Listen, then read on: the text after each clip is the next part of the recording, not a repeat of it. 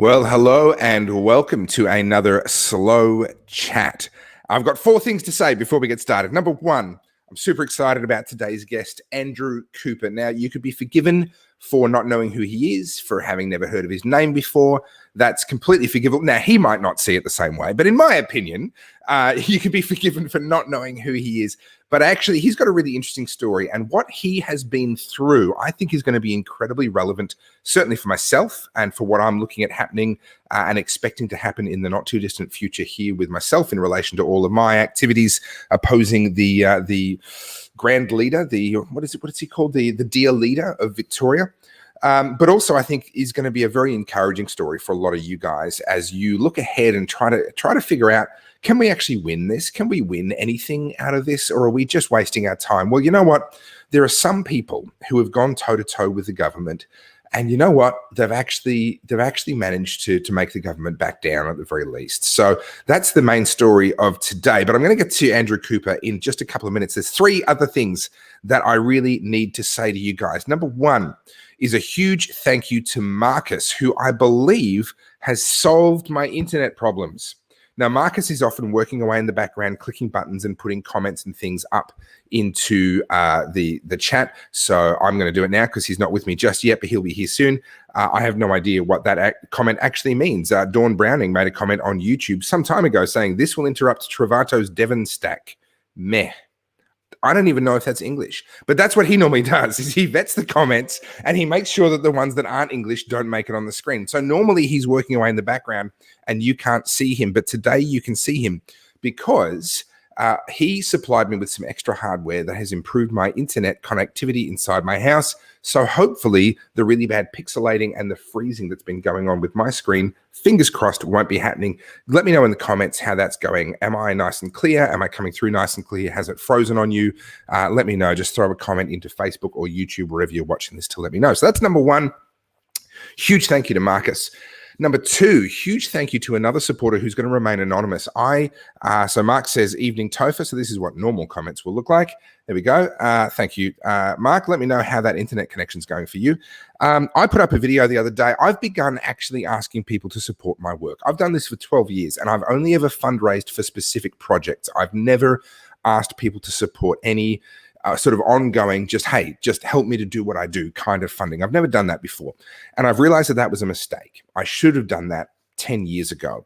And by not doing that, my platform is a fraction of the size that it could have been. And therefore I don't have the influence. In a moment like this, when COVID is going on and I want to be a voice that moves the needle, I don't have a fraction of the platform that I could have. So anyway, I put that call up the other day and I explained that my laptop is now 4.5 years old and certain things are dying. There is my streaming. Those who watch my live streams from the protest, you'll know that it's all shaky and wobbly. That's because I'm just holding my phone. I don't have any dedicated streaming equipment.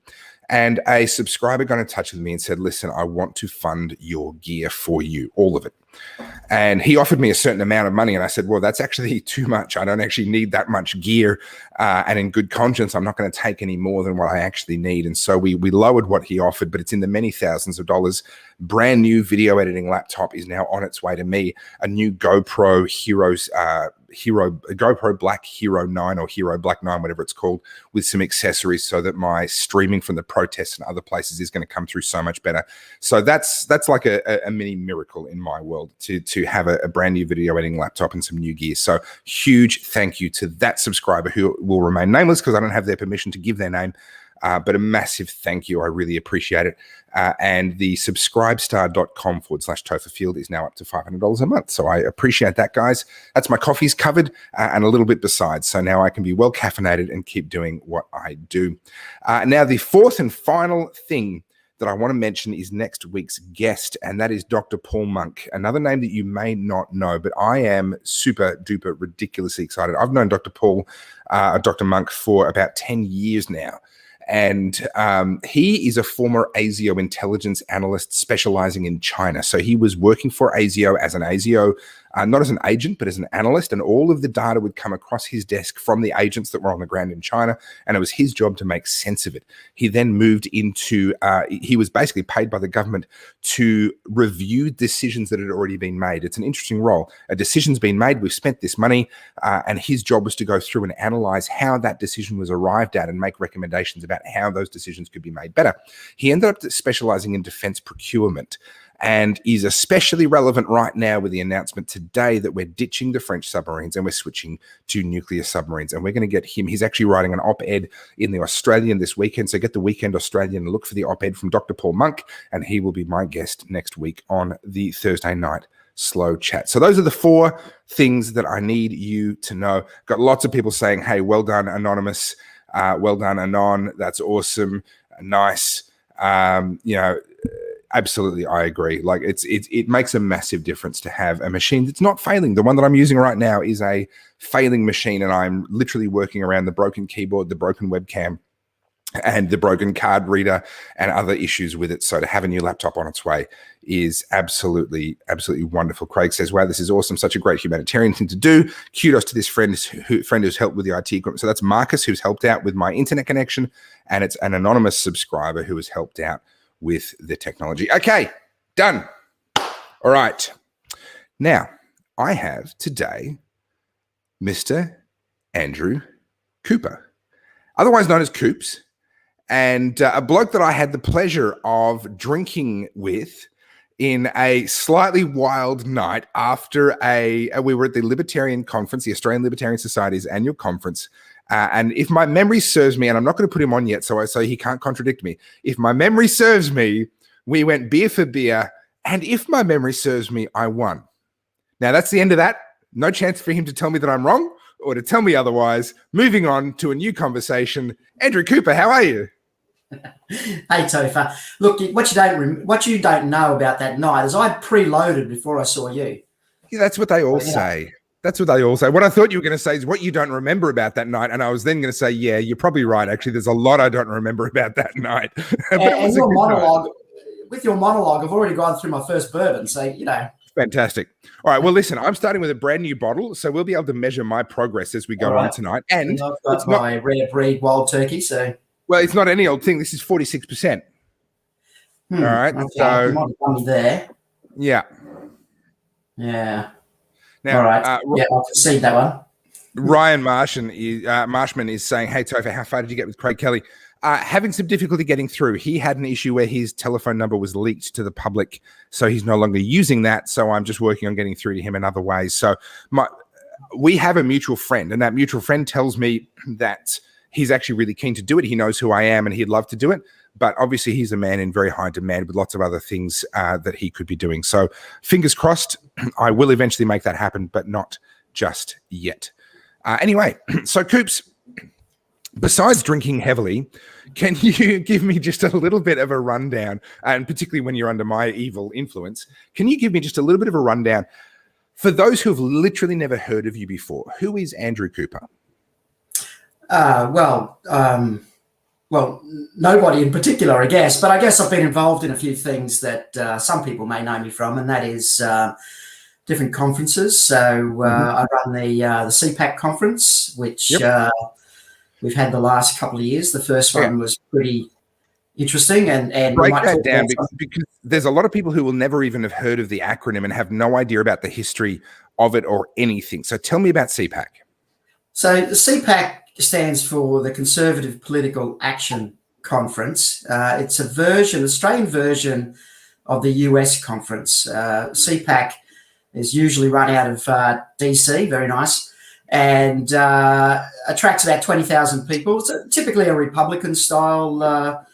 It's a pretty big deal in the US. It's a pretty big deal. Yeah, and I didn't realize the first time I went to CPAC in the States, I'd already struck a deal with them to, for them to lend me their brand to do something similar in Australia. But I'd actually never been to a CPAC in person, and I arrived, and within about 45 minutes, I was stuck on stage half an hour before Trump was about to speak. Right? And I go, holy crap! Right? So 20,000 bloody CPACers there going absolutely nuts. wondering who the hell this crazy Aussie is on stage. Thankfully, I was only there for maybe 10 minutes or so, but no, it's a crazy place, and it's fantastic. And I mean, I'm probably more of a libertarian. I am more of a libertarian, but I do like the American-style conservatism in the sense that, it's kind of like the Reagan style. There are things that I quibble about with some of their crazy, some of their views. But in the main, I do like that kind of Reagan-style conservatism, and I think history judges that era, reasonably well. A Reagan, Thatcher kind of era conservatives. For me, there's still massive over government in that era and whatnot, but I kind of like it. And I like. Sorry, not as bad as what we have now. Well, and looking better. You know what I mean? Yeah. Aging very well. Yes, very nice. Yes, just like this bourbon. So I looked at that, and what I did love about it, though, is that it's a massive conference and it had widespread engagement, and I love the fact that people can gather, get excited, they can talk, and they argue a lot.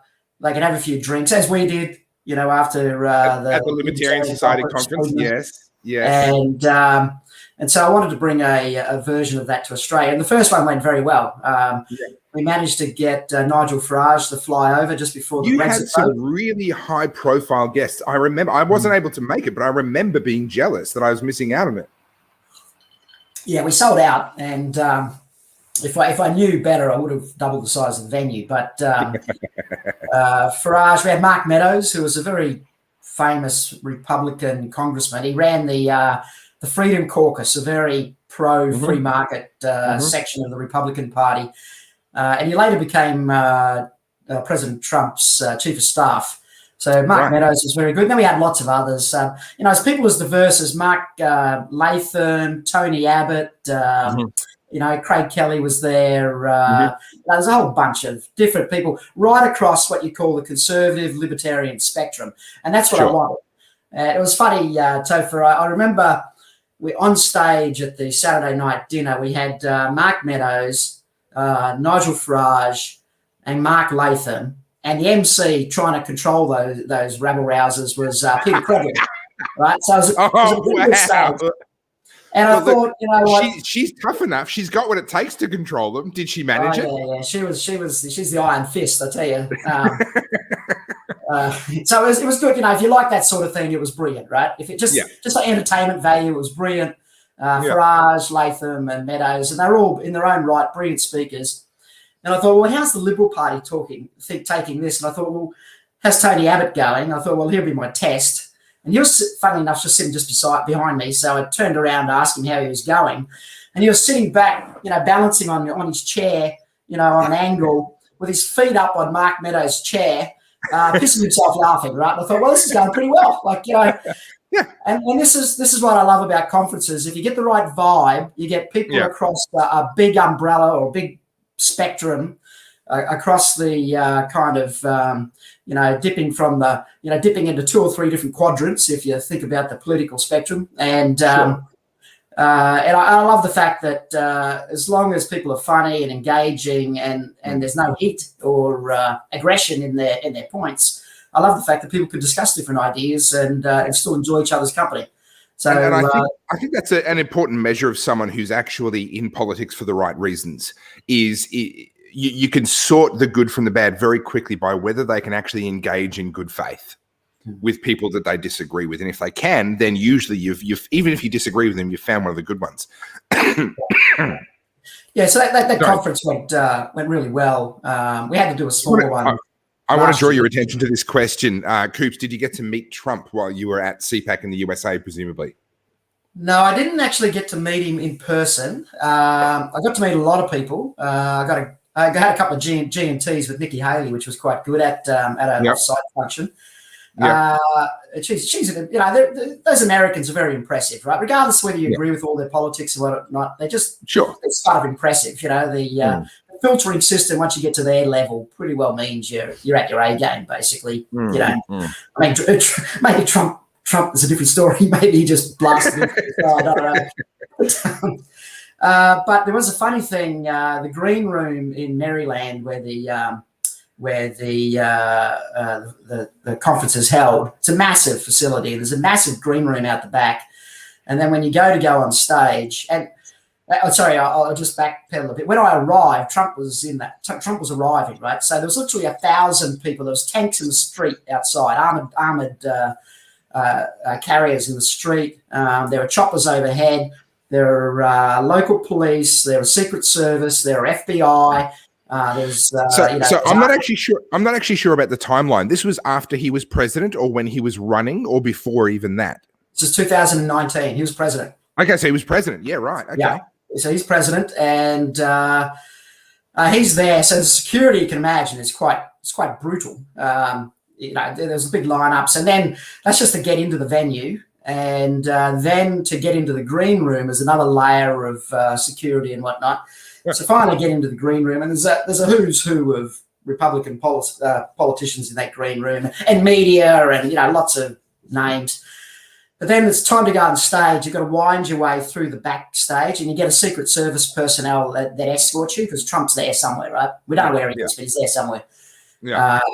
I thought, well, you know what? There was a sign up saying it was a Secret Service sign that said, don't go that way, go this way. And I thought, that's pretty funny. That's obviously Trump's that way, right? So I pulled my phone out to take a photo and got pounced on by the Secret Service agent. Right. You couldn't photograph anything, right? You just couldn't. And it was just, it's just amazing to think of the expense it takes to move a president around, like just the planning and. Now, to be fair, they have lost a few along the way, so I can understand them being a little bit precious. Yeah, but I can't imagine anyone wanting to take Trump out. That wouldn't happen. Oh no, not at all. He was loved by everybody universally. No one hated that guy. All right, let's come back to, you were saying Tony Abbott's leaning back on his chair, pissing himself laughing, watching that panel. Yeah, we're just watching that panel. I guess his own ex-chief of staff is managing the panel, but that to me said there's a place for CPAC. It's not just like the last thing I want it to be is just a Liberal Party kind of booster event. It was there. It's there for anyone who considers themselves, kind of conservative or libertarian, whatever your flavor is. Come along, have some fun. Here's some things. Some people won't agree with what you won't agree with everything. Sure. Some people won't agree with you, but the thing is, it's just all about engagement for me. There's no amount of knowledge I can gather about someone else's position that can ever hurt me. In fact, the more information I gather, the better person I can become. That's the way I look at it, and that's the way that I hope people that gather at my conferences, see it as well. All right. So Camp Creek Hill, don't say I never did anything for you. I've just changed my name back to what it was last week because you said so. All right. Don't say I never did anything for you. Okay. So can I go, before we go into what happened after that conference, because I already kind of know where that goes. Why did you want to bring a conference to Australia in the first place? Are you just someone who wants to make a difference? Was there a particular focus for you, a particular KPI, a thing you wanted to achieve, or did you just feel like it was a good idea? I'd attended the Libertarian Society's conferences, Friedman Society, and Tim Andrews and Brian Marlowe on the team. They do a great job there. And I'm genuine about that. I think they just do a fantastic job. But I guess what I was hoping, it's fairly niche. And I guess what I was hoping, and I do like what they do. I don't know what you mean by niche. Me and the other 11 people there thought it was fantastic. No, they get quite a few hundred people. They get many hundreds of. I'm being facetious. They get many hundreds of people. Yeah, but. And it's great, right? So the more we have of that, the better. But I didn't want to do exactly what Tim had done. Sure. That should be left to what they've done. So I've been thinking, well, what can I do? And I'd done some conferences called Liberty Fest, which are a bit more kind of, I guess you'd say, towards the right a little bit. Right. Yeah, exactly.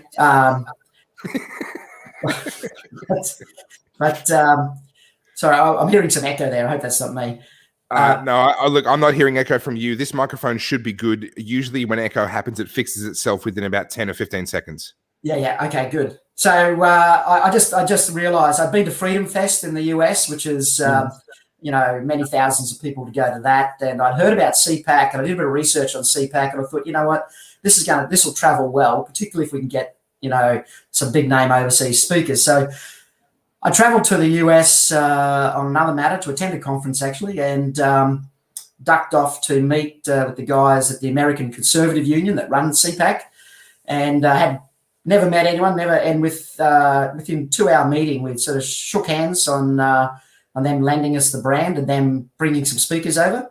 And we've never signed a deal. It's always been a handshake. They're terrific people. I trust them. They trust me. And it's a fantastic business arrangement. And since then, they've actually opened up CPACs around the world, because we did talk about how the world is getting more and more authoritarian, and it's also getting more and more big government, and it's happening pretty well all over the world.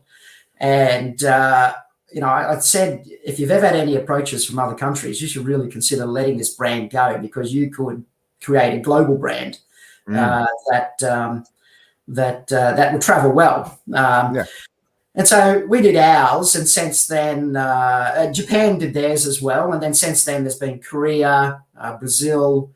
They've done more CPACs in the US, not just in DC. I understand that Israel's happening, Hungary is happening, and there's other countries planned. So it's part of a kind of a loose global coalition of countries, all doing their own thing. The Americans never said that they wanted to interfere in any way with how we ran the, which is an interesting word to use, right, in the context probably what we're going to talk about. So of what happened next. They've never told me what to do. They've literally never told me what I should say, do, so they're terrific people to deal with. And so my vision for this is 5,000 people in 5 years. We want to get a conference where we get 5,000 people on the ground over a 2-day period within 5 years, and I think we'll do it. And it'll be the must-go-to political event to the calendar, and we'll bring in big international names each year as soon as these damn borders open,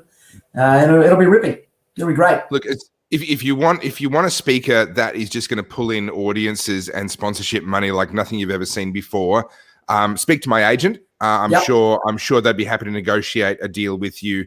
I'm usually only about $20,000 to $30,000 a minute, so that's my going rate. Now you mentioned Liberty, Liberty Fest. Sorry, I've been sneezing all day because hay fever kicked in today, and I'm hoping that I'm going to be able to get through poisoning my body with multiple different toxins at the same time without my body having a meltdown. But we'll see how I go. You mentioned Liberty Fest. That's the one in New Hampshire. No, that's Freedom Fest. Freedom Fest. That's the one I'm thinking of. That's in Las Vegas, actually. Okay. All right. Yeah, which is an interesting place to have a conference, right? Who would have thought? But very much a libertarian conference, and libertarian type of place. Yes. In Vegas. So I went to Freedom Fest. I'm thinking it was 2011. Might have been 2012. Now, up until then, I could honestly say that I had never taken any kind of illegal drug. Right? I'd never had marijuana. I'd never had ecstasy, ice, whatever. I can now say that I have never deliberately taken any illegal drug. So I was severely sleep deprived. I was trying to get a connection up from Washington, D.C. I was in the US working on a documentary, The 50 to 1 Project, which was in relation to Julia Gillard's Not a Carbon Tax back in the day, right? And I was interviewing a number of luminaries. I interviewed, in California, up in Canada, in Washington D.C., and a couple of other places around the US. And I organized a stopover, and I had to fly via Chicago to get to New Hampshire. And the flight into Chicago was delayed, and I ended up sleeping the night on chairs in the Chicago airport. Did not get barely a wink of sleep. Then I got the first flight into New Hampshire in the morning. I got a rented car and I drove for an hour and a half to get to where Freedom Fest actually was being held. And then, of course, it's daytime. I hadn't arrived the previous evening to have a good night's sleep and then see everything. No. I'd arrived. It was already on and I'd missed half of it. So here I am, totally out of my brain, sleep deprived. And I've just landed and I've gone, okay, what is this thing? I've got to experience it. I'm here for such a limited amount of time. So away I went. walking around looking at stuff, and I'm like, I am so damn hungry. I am so hungry. And I'm looking around, there's like this place doing bowls of food, and I'm like, no, I just need something fast and easy to eat. And there was this place selling cookies. And so I bought a cookie, and it was this chunky, like oat cookie. It was almost like a chunky Anzac cookie kind of thing. And so I've munched that thing down and I've eaten it. And then shit got weird, man. It got weird after that. So you're telling me that you hadn't touched anything prior to 2011? Correct. I have never in my life intentionally had any of that stuff. Not that I wouldn't. I'm just not that interested. I just, whatever.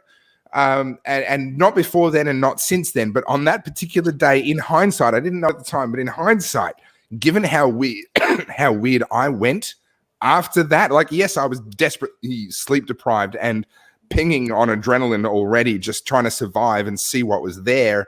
But once you add that on top, I got really freaking weird, man. I've got some weird memories from that day. Yeah. Okay. Well, you know, you've experienced something you hadn't experienced before. So, you got to take something from every experience, right? When I go to CPAC, I'm expecting it to get just as weird. All right, that's my benchmark now. It's a little bit more conservative, right? So it may not get quite that weird, but you can always make of it what you want. That's enough of my stories. Yep. What happened after this conference?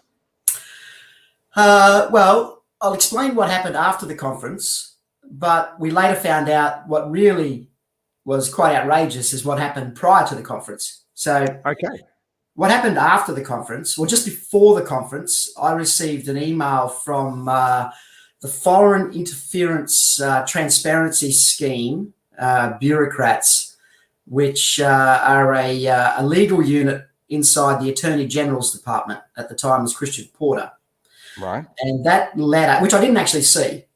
If you ever run a conference, you'll appreciate this. I literally had hundreds of emails in my inbox. I had other people going through it, didn't even see it. I run a Facebook page. I run a Facebook page, and I can't even keep up with my emails, right? Like, I get it. So I didn't even see it. But the email said that that under their scheme, they have determined that I may be under foreign influence, right? Now, the foreign influence under that scheme, that legislation was brought in, was submitted into the Parliament at the tail end of Malcolm Turnbull's reign as Prime Minister. Okay. So it was only about 18 months old, and it was submitted. It was legislated and supported by the Labor Party, the Greens, and obviously the coalition to fight, basically to fight Chinese influence in the Australian political scene. At the time, there was a Chinese guy that handed over a bag full of cash to an MP. And so there's that, and then you've got the Belt and Road project that the Victorian government had signed on to. You've got the Confucius Institutes at universities. This is what comes to my mind when they talk about foreign interference in Australia. Yeah. So they create this piece of legislation. They submit it to Parliament. The journalists, the media are happy. The politicians pat themselves on the back. The furor disappears, and presumably, the legislation goes a long way to kind of fixing foreign interference, right, in the political scene. And to be honest, I was aware that that the FIT scheme had been legislated. I was aware that there were certain think tanks and academics that were concerned about the powers that were granted to bureaucrats. But there was no chance of it not going ahead. It had pretty well unanimous support in the Parliament, and so I went through and I didn't think anything of it. And then I got this email from this unit, and at first I thought it was spam. It's just like an email. And so after the conference, I looked at it and thought, that's crap. I'm not even going to bother with that. And then about 4 weeks later, can we just stop and read this? This is from Pamela. Andrew, CPAC 2019, best conference I've ever attended. Amazing international and local speakers, so generous with their time and connecting with attendees.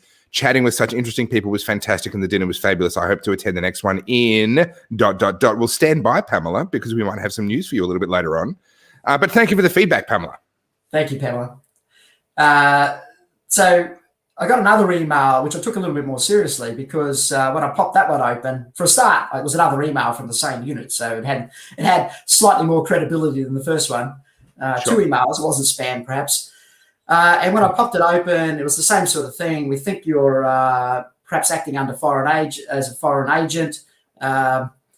You need to, and then it gave me some demands. The demands were that I needed to hand over every piece of communication, records of meetings and whatnot, every email with every speaker that was at CPAC and every attendee that attended CPAC. Now, every speaker at CPAC included one of the most prominent Republican congressmen in the United States, our security agency partner. Right. So there's a massive, not privacy, but confidence type issues there. I'm pretty sure if I handed over my communication with him, I might be breaching US law. Probably. And Nigel Farage, he was the leader of the Brexit party at the time. The Brexit vote was about to happen. I mean, he's about as prominent a politician as you get on the planet at the time. And obviously Tony Abbott and, all these others. So you've got a former Prime Minister of Australia and you just have to hand over everything that you've said to each other? Yeah. And I was 14 days to hand it over, everything. And I worked out on something like, I just did a quick search of email and all the things. And it was literally thousands of documents, like thousands of things that I was expected to print out. And can I ask you a question? Yeah. Does this FITS unit, did they have full-time bureaucrats working there, or were they sort of an adjunct to some other existing unit? They were a full-time unit of about, I believe it was about 7 to 10 lawyers. Okay. So what comes to my mind is anytime you have bureaucrats and you give them a job, they want to perpetuate their job. So if you create an anti-terror unit, they go looking for terrorists until they find them. And they lower the bar and they lower the bar and they lower the bar until eventually they find something that justifies their own existence. Is that what happened here? Well, you would think, I subscribe to that view, but no, that's not what happened because, first of all, I'll just start with that email. It gave me 14 days to handle that over. I worked out that was just impossible. I just couldn't, couldn't resource that for a start. But also, the more I thought about it, the more I thought that there's no way I can break these confidences of these speakers, because as soon as I do that, I'll never get a speaker again. Correct. So, but the concerning thing was that they said if I fail to hand over the information, I'll be referred to the federal police and subject to arrest, criminal prosecution, and 6 months jail. So it's a criminal offence not to hand the material over. Wow. Wow. Right. So I'm looking at this going, even if in the end they decide you've done nothing wrong, if you don't hand over to them the documents, that in itself is a criminal offence. That's the criminal offence, in fact. Wow. That's actually the criminal offence.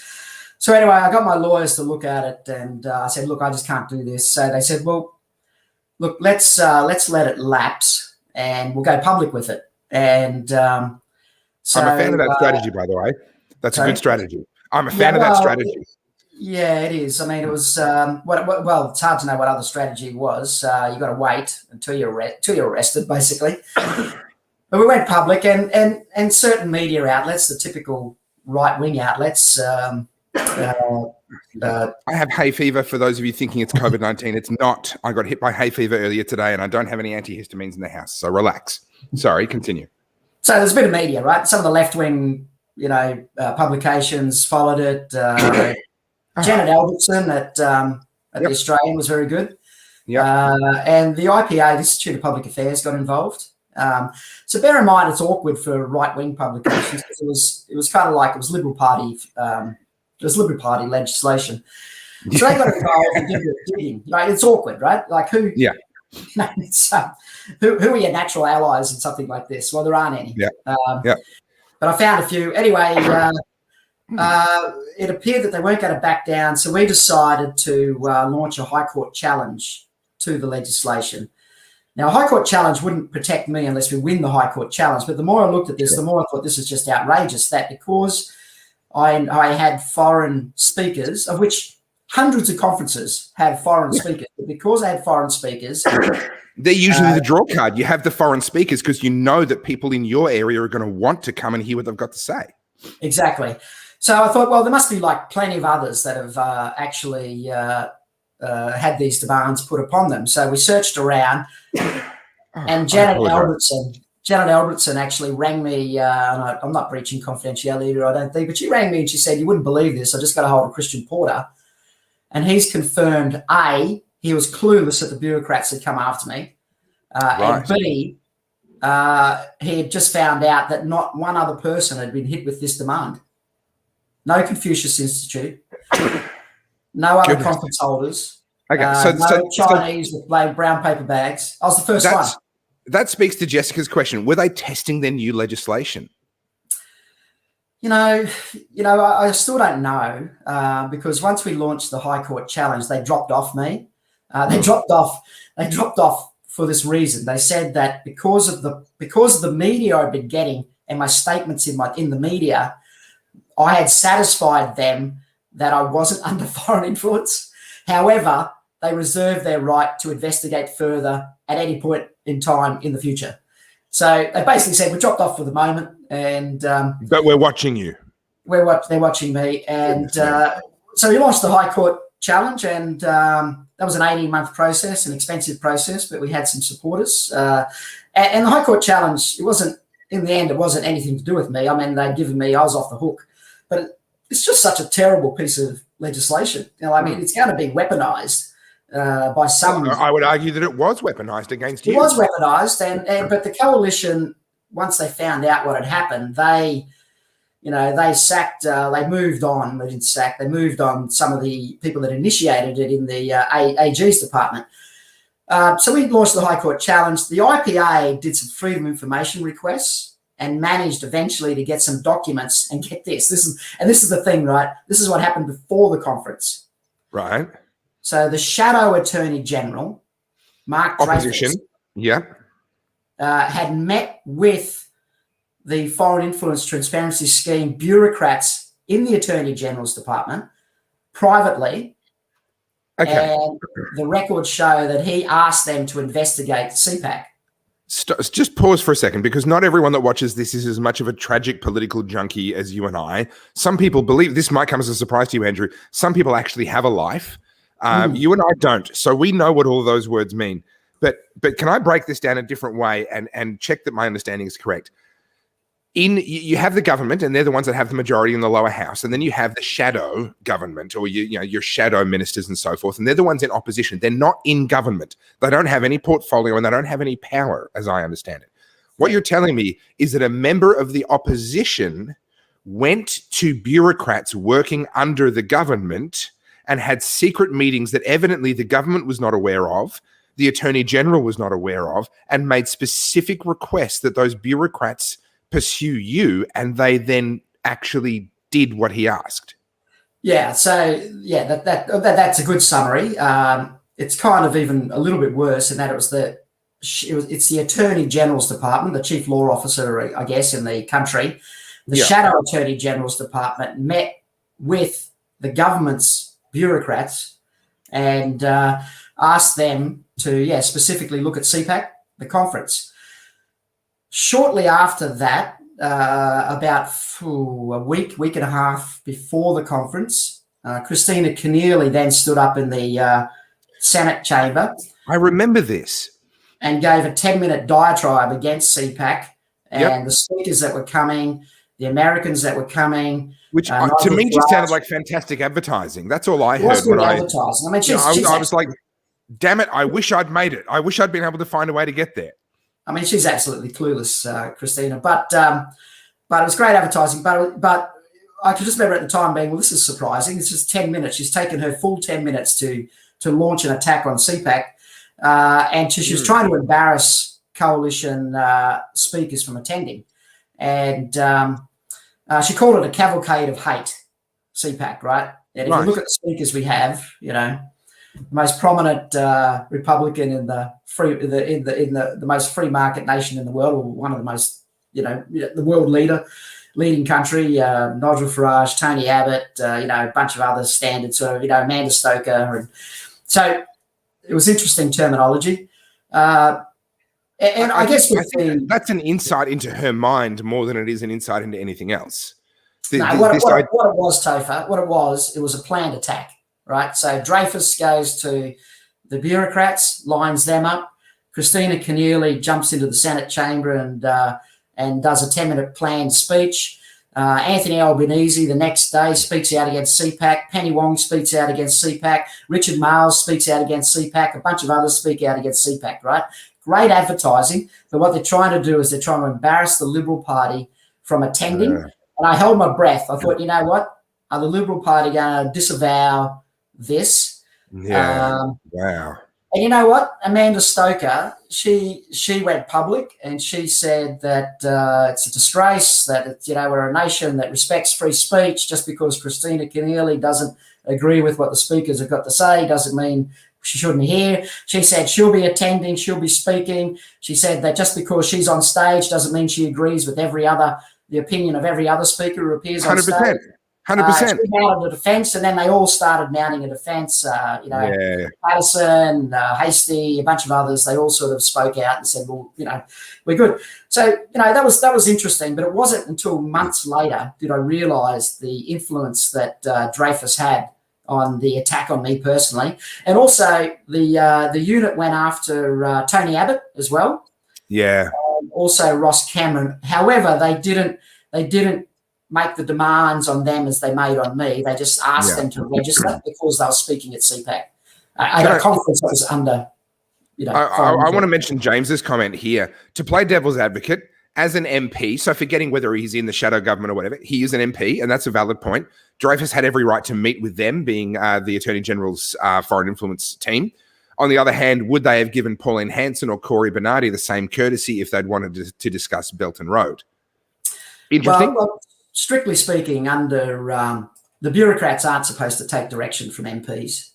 Okay. Even their own MPs, actually. Even Christian Porter can't direct the bureaucrats who to use their powers against and who not to. So the shadow attorney general shouldn't have been doing that. But it's just brushed away. No one cares. And just thankfully, those freedom of information laws exist. And that the IPA jumped in and discovered this. Yeah. So I do remember a few of the events at the time. What has happened with the legislation? Actually, there we go. Jessica just asked the same question that's on my mind. What's happened with the legislation since? Yes, Jessica, it was. It was misused, I would argue, in your case, quite transparently. Is that still on the books, or have they modified it? Have they scrapped it? Well, strangely, Christian Porter immediately, when challenged by the media, he sort of mounted a very quick defence of the legislation. Okay. And this goes to how difficult it is to remove legislation once it's enacted. And this is why it's so important to be very careful about the legislation we do enact, because it's very difficult to repeal it. And he mounted a defence of the legislation. I was privately, and I won't tell you who they were because it was private, but I was messaged by many MPs and senators saying that they're appalled about what happened and apologising. But it's a difficult thing. I mean, the thing about political parties is their goal is to win office, and I guess admitting mistakes is not part of that plan. Yeah. So we went through the High Court process, and unusually we had a split decision, but we lost it. It was 5-2 against. Wow. Two of the judges did support us. We knew it was going to be close. We thought we'd got up and we left, but two of them went the other way. So so that legislation is locked now unless it's politically repealed. Yeah. Wow. And what it means basically, Topher, is that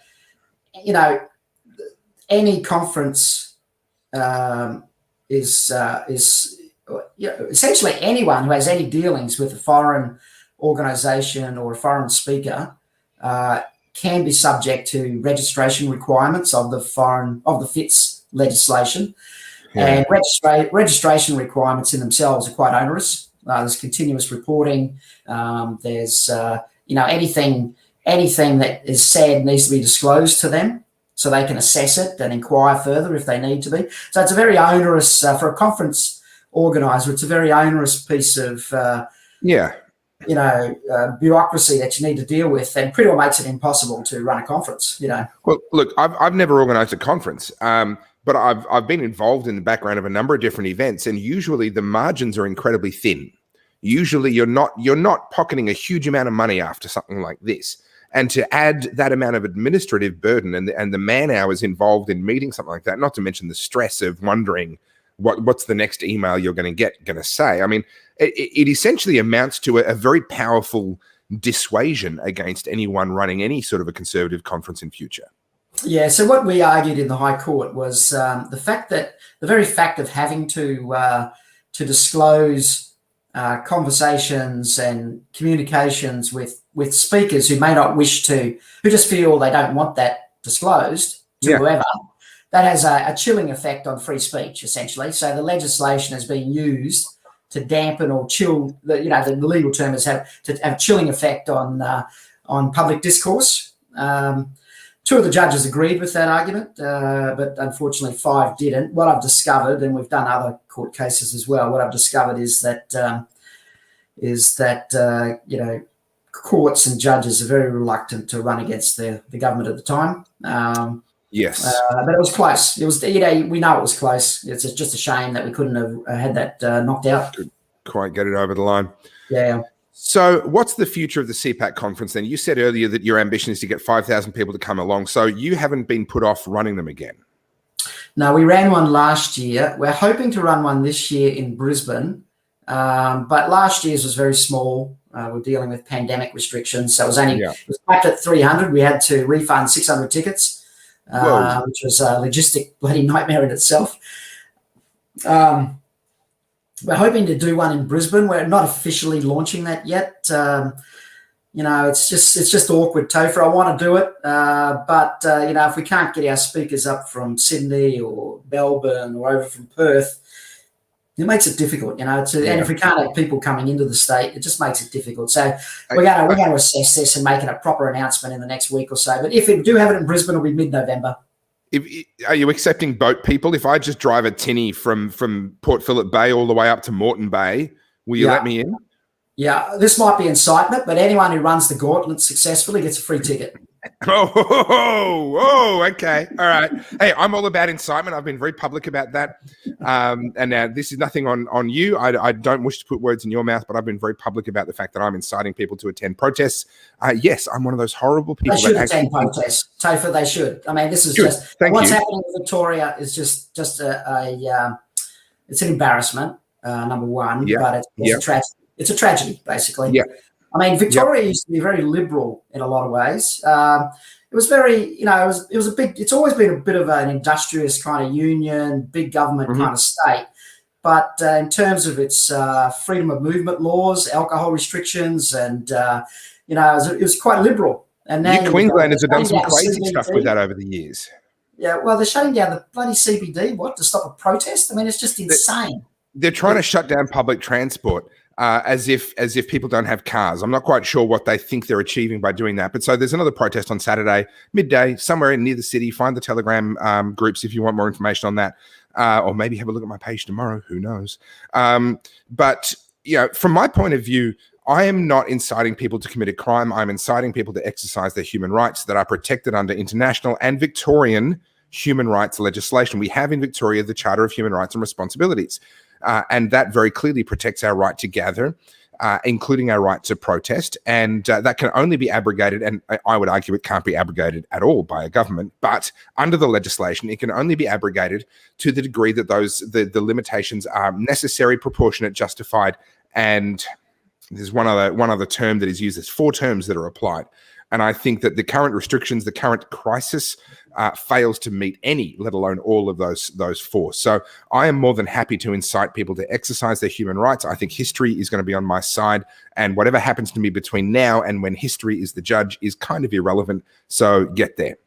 I'm inciting. Yes, I am. And I would support that call. Absolutely, Topher. I think it's... now that doesn't mean that I believe that every individual should go out and protest, because you know what? The jackboot is heavy, right? Yeah. There are penalties that people need to think very carefully about, and they're serious penalties. The $5,000 fine is just the beginning.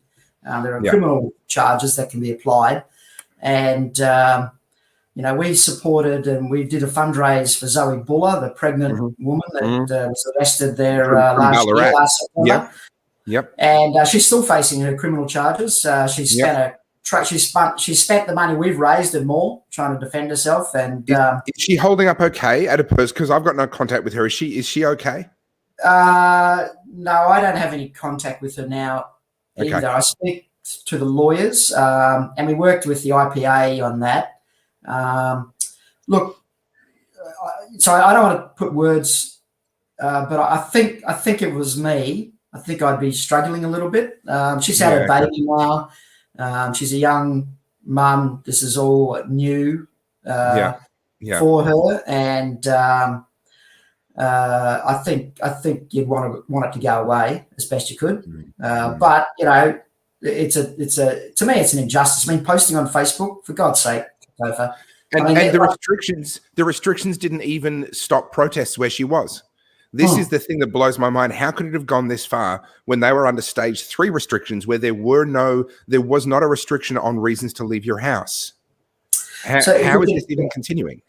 Yeah, it's madness. And to draw a kind of a simile or draw some similarities between, say, my situation where legislation was brought in to fight Chinese influence in the political system, the charges that Zoe, the incitement charge that she suffered, the one that's been used against Monica Schmidt of Reigniting Australia, who is still in prison, by the way. They're basically terrorism. That's terrorism legislation that's been used on domestic protesters, and this is the thing, right? So we've got to be so careful about allowing legislation to just keep piling up. Now, 6,000 pages of legislation federally get enacted every year. Then you've got all the state legislation as well, all competing with each other to be the tough man around in the country. It's it is becoming a police state, and this is one of my big things. We have in law, in any of the sort of the countries that have the Westminster system, we have in law this concept: ignorance of the law is no excuse. Right? You cannot stand up in a court and say, "I didn't know that. I didn't know that was the law." Right? That is not an excuse under law. But how is that moral in a country where we have tens upon tens of thousands of pages of law? And I had this discussion with a lawyer at one point in time who was lawyers don't know the law. They know their area of speciality because they have to know the law, then they have to know case law. They have to know any applicable administrative or regulatory burdens placed by various regulatory bodies. Not even a lawyer knows the law. They know their area of the law.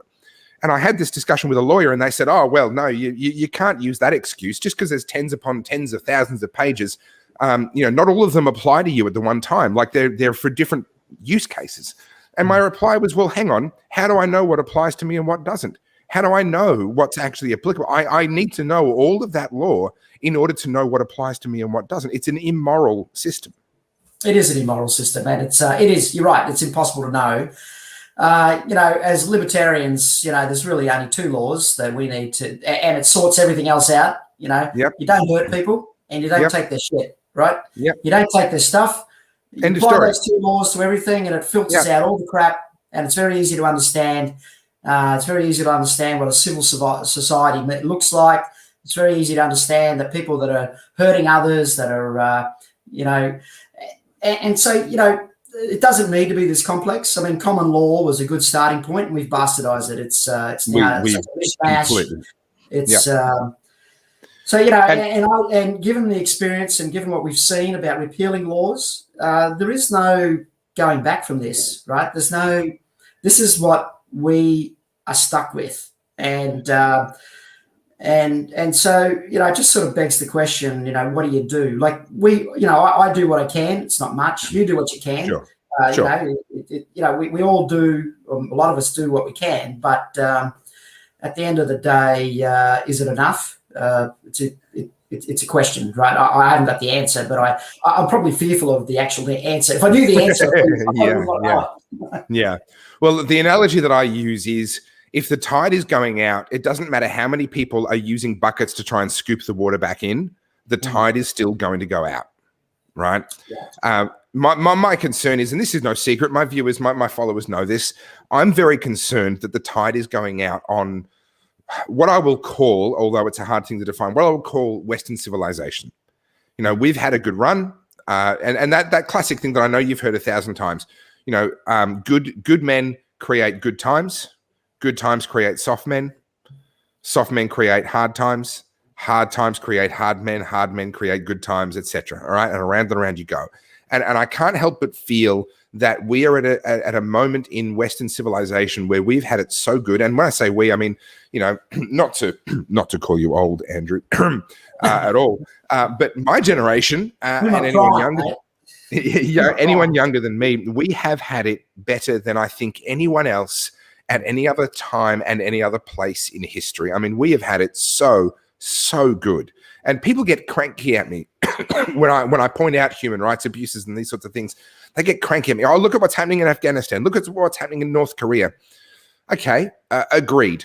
Okay, I would not trade where I am for Afghanistan. I would not trade where I am for North Korea. But if you follow that logic, then you can only complain when you are the worst off person on the planet. Right? If you follow that logic, the person who's dying from cancer is like, oh, well, don't complain about dying from cancer. There's someone being murdered right now. They're so much worse off than you, right? Where do we take this logic to? We were given an amazing heritage, and we are, in my view, throwing it away. Yeah, and I would agree with that. And you're quite right. So when you love something so much, you hate to see it hurt. You hate to think of a child, or, if you love something so much, and I do love, it's such a privilege to live in this country. Yes. But it's painful to see it change. And it's not, to me, Topher, it's the cultural change that's so difficult to swallow. If there were dictators that were imposing stuff, awfully unpopular stuff on us all, but it's not. Most of this stuff is pretty popular. Most of it's certainly accepted. I would say it was popular. Down here in Victoria. I hope you're right. I know where you're going, and I hope you're right. Yeah, it's been really interesting in Victoria. So there was a more than 50% support in any of the polls that were done. And obviously polls are flawed, but at the same time, you can't just dismiss them. The polls that were done up until the playground closure came in were all more than 50% in support. The last poll before the playground closure came in, 56% support for the lockdowns. 2 weeks later, the next poll was conducted, 44%. He lost 12 percentage points of support. Yeah. Daniel Andrews lost 12 percentage points in 2 weeks after he closed the playgrounds. I'm of the opinion that public opinion is now turning. Now, we know that politics follows that, but there's a lag. And I'm of the view, this is just my personal opinion, and I'd be keen to hear your thoughts. I'm of the opinion that certainly here in Victoria, we have seen the peak of lockdowns. I think public opinion has turned against lockdowns enough now that they will never again be able to go all the way back to stage 4, or let alone the stage 5 that they talked about for a little while to scare us and then have us be grateful when they didn't do it, right? Now, I think we're a few months away from the peak of the madness when it comes to COVID passports. That's going to get worse before it gets better. But I think in terms of the lockdowns, public opinion, I think, has turned, and the lockdowns, I think, are now, this month, I think, will be recorded as the peak of the madness when it comes to the lockdowns. Yeah, and I think you're right, Topher, but we're never going to return to what it was. There's going to be an acceptance that these powers can be used, I think. And just on that topic, I think also we've got to give credit to, and it kind of hurts a little bit to say this, but I mean, I think Gladys has really sort of turned that around a little bit. Okay. She's, look, I've just been tearing my hair out with what New South Wales and they've all been doing, right? But I think she's changed the narrative a little bit. She's basically said, and the Prime Minister, and the criticism of Scott Morrison is that he's Scotty from marketing. Well, that's criticism, but the good thing about Scotty from marketing is that when he sniffed there's a potential change in the winds, he'll pivot, right? Mm-hmm. So his pivot, articulating something that's a little bit different. Now they promised us 70 or 80% we start unlocking. If they stick to that, I think you're right. Okay, but we've already seen that clown in WA, McGowan, say 90%. Yeah. And he's just responding to the political incentives that are in front of him, as you know, and that's the cultural change that disappoints me most. It's not so much him, but what I'd love to see is I'd love to see a new narrative, and that's only going to be driven by Morrison and Berejiklian. They're the only two. So even though I may not love what they're saying, they're the only two that are going to change the narrative that's prevailing throughout the country. Because Marshall's hopeless. Like, Stephen Marshall is such a great... And I've met Stephen, and he's a terrific guy, personally. A lovely guy. You know, he's a very... But, you know, he is, you know, probably lacking some philosophical backbone as well. So I think, I just hope that they continue with the narrative, the new narrative, and I really do hope that New South Wales do open up. I do hope that they start landing aircraft there, and I do hope that people from other states travel to Sydney to get out of town and to come home. I really hope that they get the benefit of their bravery by sucking the bloody money out of the other states, because I'll be on a plane as soon as I can. And I really do think that, you know, they're at the vanguard, and they're going to cop a lot of criticism, but I just hope they persist, because they're going down. Right? You and I are both people that are putting in place, or have put in place, or are putting in place Plan Bs. But let's save that till after the toilet break, which is coming up in about 20 minutes. We'll have a toilet break, and then we'll talk about Plan Bs, okay? Because I know there's a lot of people that want to hear more about that. I get questions literally every single day. And to those that send me messages and send me emails, I'm grateful for them. Please don't be offended if I don't reply. Right now, because of what's going on in the world, I am constantly snowed under. And depending on what else is going on, I'm trying to be a dad. We've got bills to pay. I'm trying to actually be effective in terms of communicating these ideas, etc. as well.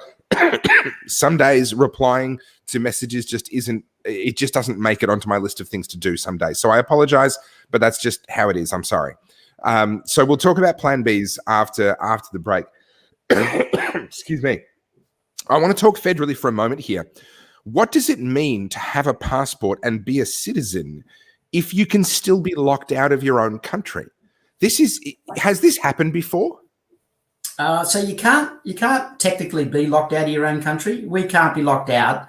The Indian thing, put the Indian thing aside, right? That's clearly unconstitutional. What they call. But it was only for 2 weeks. No one can challenge in the High Court. But hang on, there's still people stranded. There's still people that can't get in. The reason they're stranded, and bear in mind, Topher, I come from the position, and I'm not sure whether you're aware of this, but we challenged the border ban, the outgoing border ban in the federal court. Okay. So we have challenged that, right? So I'm very across. Is that ongoing, or is that had a decision? So we launched that in December, and we lost that in May.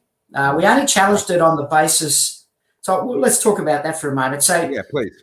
Under the Biosecurity Act, the Health Minister, Greg Hunt, has implemented these emergency powers. One of those emergency powers is he's banned any Australian from leaving, although there are opportunities for exemptions, of which maybe 1 in 3 get. Well, apparently the Olympics is one. Yeah. There's lots of... And course, trying to get the Olympics is one. The political class, have exemptions. There's no doubt about that. If you want to attend a funeral in Europe, or if you want to go and marry someone or whatever, apparently you don't always get an exemption for that. But anyway, so we did challenge it, and under the Biosecurity Act, the Act clearly says that when emergency powers are implemented, that the Health Minister can put control orders on individuals, and we've said, well. We've gone to the High Court. Now, there's many ways we could have argued against the border ban. We could have said, well, there is no health emergency, so why stop people from leaving? Yeah. Right? But we didn't, because that's expensive. Everything's expensive, so we had to pick our target. Yeah. And basically, we said, well, the word individual doesn't mean everyone, right? Yep. The Act does not a blanket ban. The Act does not give the power to make a blanket ban on everyone. It says clearly the word individual, and if he wants to name, 26 million people. Well, that's a different issue, but he hasn't. Anyway, we lost it. We just lost it. The word individual now means everyone. The federal court judges were it was a full bench of the federal court, so the only appeal option was to go to the High Court. That's, as I said, and I know this from personal experience. That's an 18-month process. And expensive. Yeah, it's expensive. That's a lot of dollars. Done anyway. It's got to be done by that time anyway. Yeah. So, but what I do know is that the Constitution allows Australians to return. But what the premiers are doing is putting caps on who can land. So it filters up, right? So, if there's 3,500 people can land each week and you're 3,501, where do you land? Right? There's nowhere to land. So the airlines don't want to have to take you back. So the airlines won't let you on. And it's hard to get airlines to come to Australia anyway. So they're just keeping everything under the caps. So they're working out and agreeing with the states how many people can land in each state. And again, New South Wales have been doing all the heavy lifting. They're taking like 50-60% of all Australians. Yeah. So it's the Constitution protects your right to return, but the premiers are crushing it. Well, National Cabinet probably is a better way to say it, is crushing it. And this is one of my concerns in all of this. There's a lot of things that the law says should be lawful or the government should not be able to do, etc. But in practice, what's happening right now, and Victoria's a case in point, we have the Victorian Charter of Human Rights and Responsibilities. We have the Imperial Acts Application Act of 1984, which specifically, explicitly brings a whole bunch of common law and quotes the entire passages of common law, brings it into Victorian law. In practice, what's happening is the government does whatever it wants. And then it's up to you and me to find the money and the time and the willpower to drag them through court for a very uncertain outcome on the other end. Yeah. My concern is that what we've actually lost in all of this is the rule of law. The rule of law is gone, Topher. I mean, it's only applied at a very low level now. I think that's been gone for probably a couple of decades now. It's we can apply the rule of law in just personal interactions. If you and I have a commercial agreement or something, the rule of law contract dispute. But when it comes to government, the rule of law does not apply to government. It's a different beast. I've been having a very tragic conversation with a friend of mine in the US, who I actually met through the 51 project, the project that I mentioned earlier. That was the reason why I was in the US and went to Freedom Fest and ate a suspect cookie. I've been having a chat online with her and having to admit to her, and this was harder than what it should have been, but realizing that it's true. She was saying, but hang on, you're Australians, and their idea of Australians is Crocodile Dundee, it's Steve Irwin. This is what their idea of an Australian actually is. And having to say to her, I was about to say out loud, but I was typing. So I had to write to her and say, I'm sorry, but that hasn't existed in the mainstream since the 1970s. There's a reason why Crocodile Dundee is celebrated. There's a reason why Steve Irwin is celebrated. It's because they were the outliers. They were the representations of who we used to be. And I'm concerned that we have not been those people for 50 years or maybe more. Yeah. And that's the cultural change that I struggle most with. I could handle dictators, pushing unpopular stuff down on us, but we've changed culturally. Or maybe Topher is just all a myth. Maybe all that Crocodile Dundee stuff is a myth.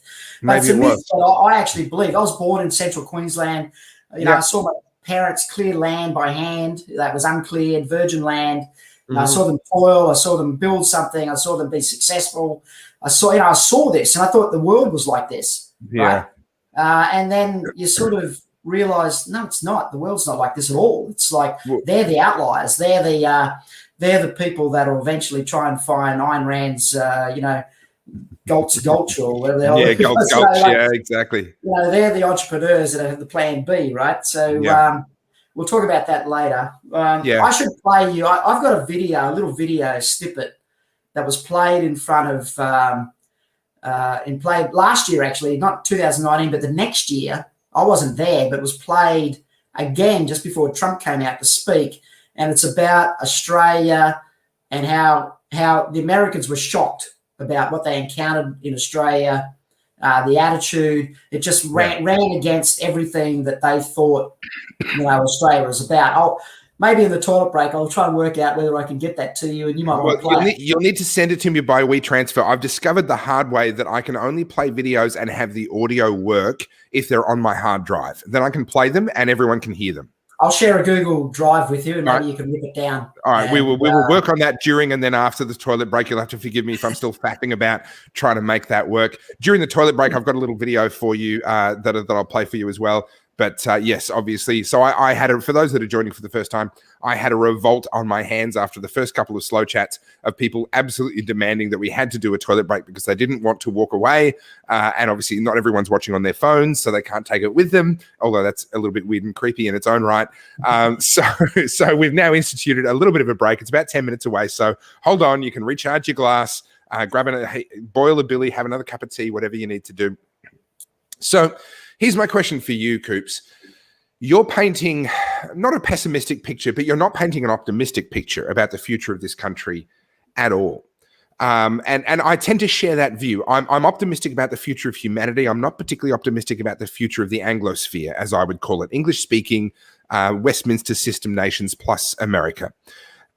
So in that context, why are you still fighting? Why are you running another CPAC? If you're already at the point where you're sitting there going, I don't like the way this is going. I don't think there's a lot of hope of turning this around.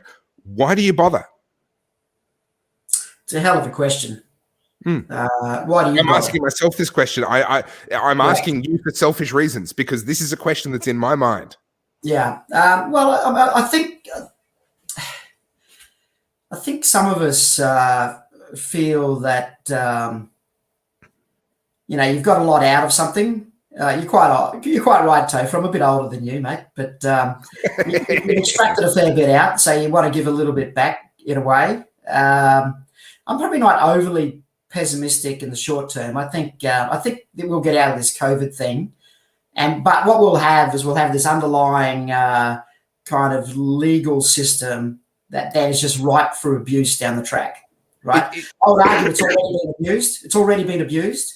But what that's done is that's ratcheted the baseline now up. Correct. So the abuse can be earlier and harder next time something happens, right? The same thing happened after 9/11. We're just reaching we just had the 20th anniversary. A lot of this goes back to 9/11. Right?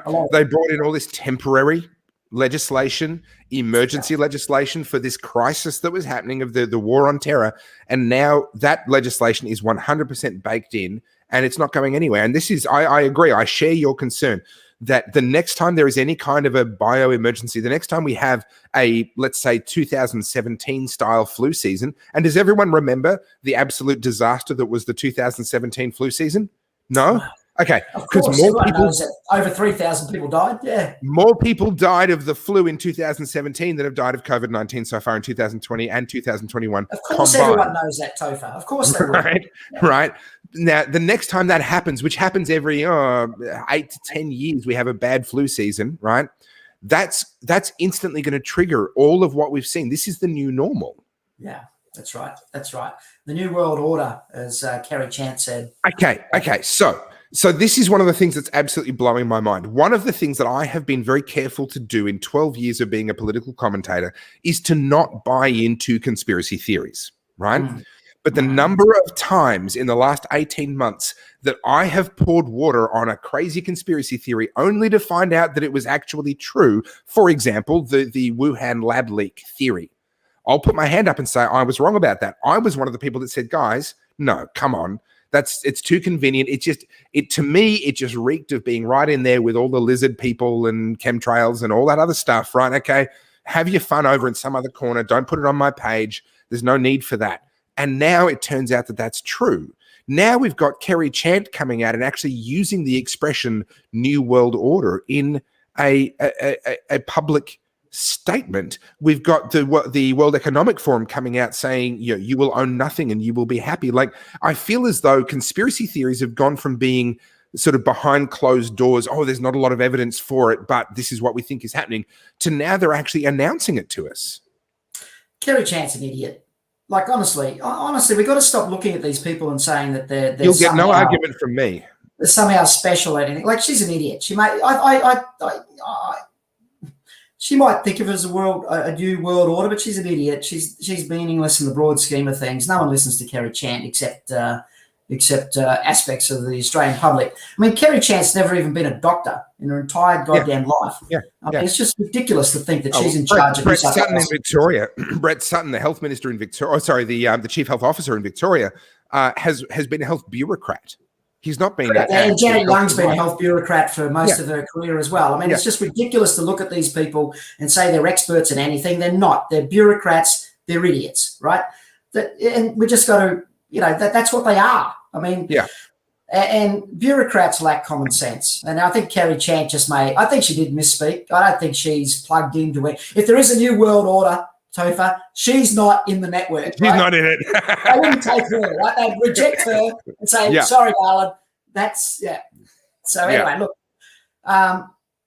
so I don't subscribe. What I do subscribe to, Milton Friedman said that it's very difficult to stop a dog from barking. And what he was referring to is it's very difficult to stop bureaucrats doing what bureaucrats do. Yeah. And I think there's just this, when you've got a government-heavy society, which the globe is now, it's a government-heavy society subscribing to kind of a centralized world government kind of future. Yeah. Then I think basically bureaucrats do what bureaucrats do, and basically they incrementally just hoover up more control, more. And I think it's just the nature of the dog. It's the nature of the beast. I agree, and I've said the same thing many times. And I use a slightly different expression. If all you have is a hammer, everything looks like a nail, right? Bureaucrats and politicians, they only have one thing in their toolkit. That's a hammer of legislation or regulation. That's the only thing they've got. And so that's what they do. My concern is the number of times I've been wrong in the last 18 months. And to this date, I have yet to be wrong by being too pessimistic. The only times I've been wrong is when I've tried to be too optimistic. Yeah, so I don't think we should get into whether the Wuhan outbreak was planned or China, But, what I do know is that in Italy, in September 2018, they found in blood samples coronavirus in Italy. Way before it was ever blood. They found in November 2018 in the US in blood samples, 2% of blood samples of thousands, 2% coronavirus. So the coronavirus was out and about before anyone ever thought it was. Yeah. Now, if my memory serves me correctly, the Italians sent a sporting team into China for some kind of a national event, or like a world sort of series or something for a particular sport. I don't remember which one. And that's what's believed to have been the initial leak in 2018 of COVID-19, which was called COVID-19 because it supposedly arose in 2019 and late in 2019. But we're seeing, you're absolutely right, we're seeing increasing evidence that actually this thing was out globally at least a year before. Yeah, so Batman in China in November 2019 isn't true. Well, honestly, I don't think anyone knows. But that's just, I've got no evidence for anything. I'm just looking at everything and saying, well, I don't think anyone knows. That's just an opinion of someone who doesn't literally know. So we shouldn't talk about that too much. But at the same time, it's a case of looking at there are people whose job it is to know, to do blood samples, to see what's in there. And then when they come out and say, hey, they've made mistakes as well, right? So that's true.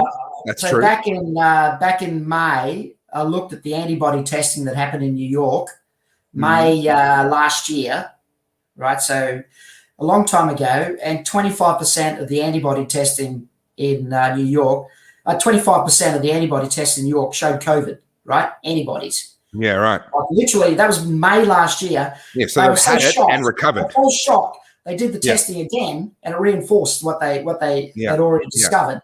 And what that was just shocking. So we know New York had a big problem then, right? Old people's home, people are dying. But what we didn't know until then was that shitloads of the general population were getting infected as well. Most didn't even know about it. Like literally, most didn't even were clueless. So there's a lot, and So I wrote a story on our Liberty Works think tank, just analysing that data, and I said, look, there's no way, based on that evidence, that the death rate from this virus is 3%. It's more like 0.6%. Oh. I was absolutely abused. I had people Well, you were being pessimistic, because Professor Johnny Anides has come out and he literally wrote the book on the statistics around epidemics. All the other epidemiologists learned from him. He's the guy. He's come out with an estimate saying it's 0.2 to 0.3%, somewhere in there. Well, clearly it's about 0.3 or below. Clearly, you were being pessimistic, but I was just looking at abused. antibody testing. And so, that's the science. The science is looking at the math, it's not listening to Kerry Janet Young or what's the guy in Victoria again? Brett Sutton. Brett Sutton and the other guy. Oh my God! Honestly, I share your frustration. This is one of the things that I think a lot of people miss. When a politician says, follow the science, we're following the science, we're just listening to the science, right?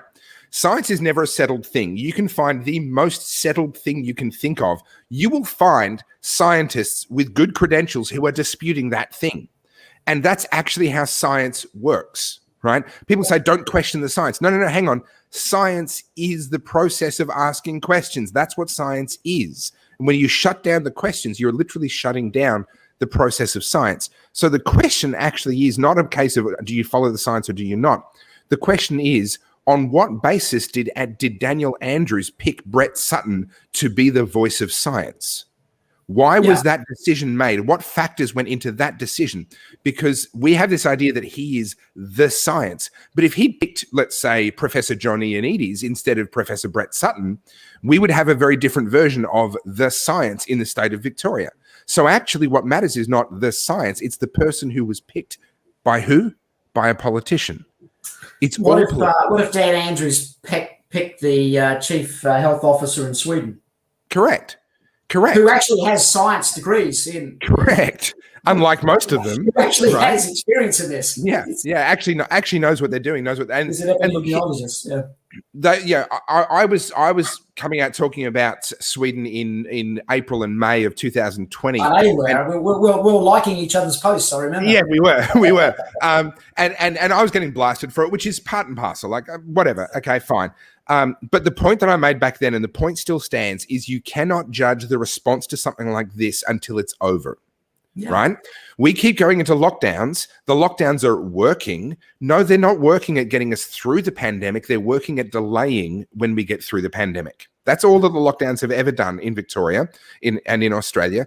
We are a long way from being through this. Unfortunately, the reality is a lot more people are going to die because COVID-19 is dangerous to a certain demographic of people. It does appear to be a particularly dangerous type of the common cold. The coronavirus is a common cold. It's a particularly dangerous type of common cold for a certain demographic. That is true. That's a fact. We know that from the data. The data overwhelmingly tells us that. But Sweden and other countries that handled it better, not perfectly. Sweden, in fact, have come out and acknowledged that they allowed it to get into their nursing homes. Yeah, they got into the nursing homes very early because it hit them very early. And they, and I think there is we should talk about the Libertarian solution after the toilet break. But there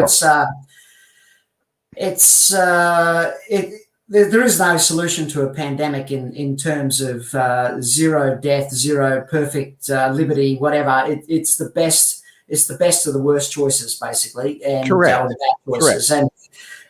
But that's a good conversation to have. And the one thing that annoys me about the current narrative is that I've got no doubt that you could limit the spread of the coronavirus if you locked everyone in their own individual cage, right? Yep. But the question is, should we do that?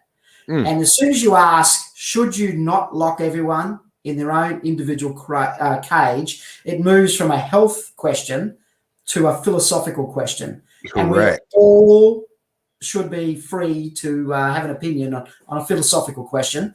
And the health people can just wait in the sidelines until we tell them what to do. And Correct. that's the way it should work.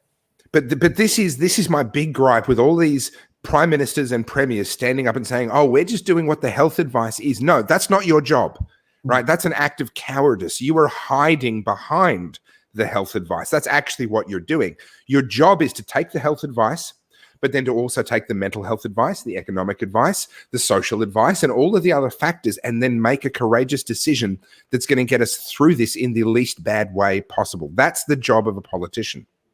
Yeah, but you're so optimistic about politicians. The job of the politician, the politician, of course, is always just to get elected, right? So the job of the philosopher is to ask these questions, and the job of the activist is to hold the politician accountable, or make the politician realize that the political incentives for them are aligned with the job of the activist. And this is why you and I call for people to go and protest, because we need the politicians to realize that the winds are changing and that their political incentives are aligned with the protest groups and the people that support them.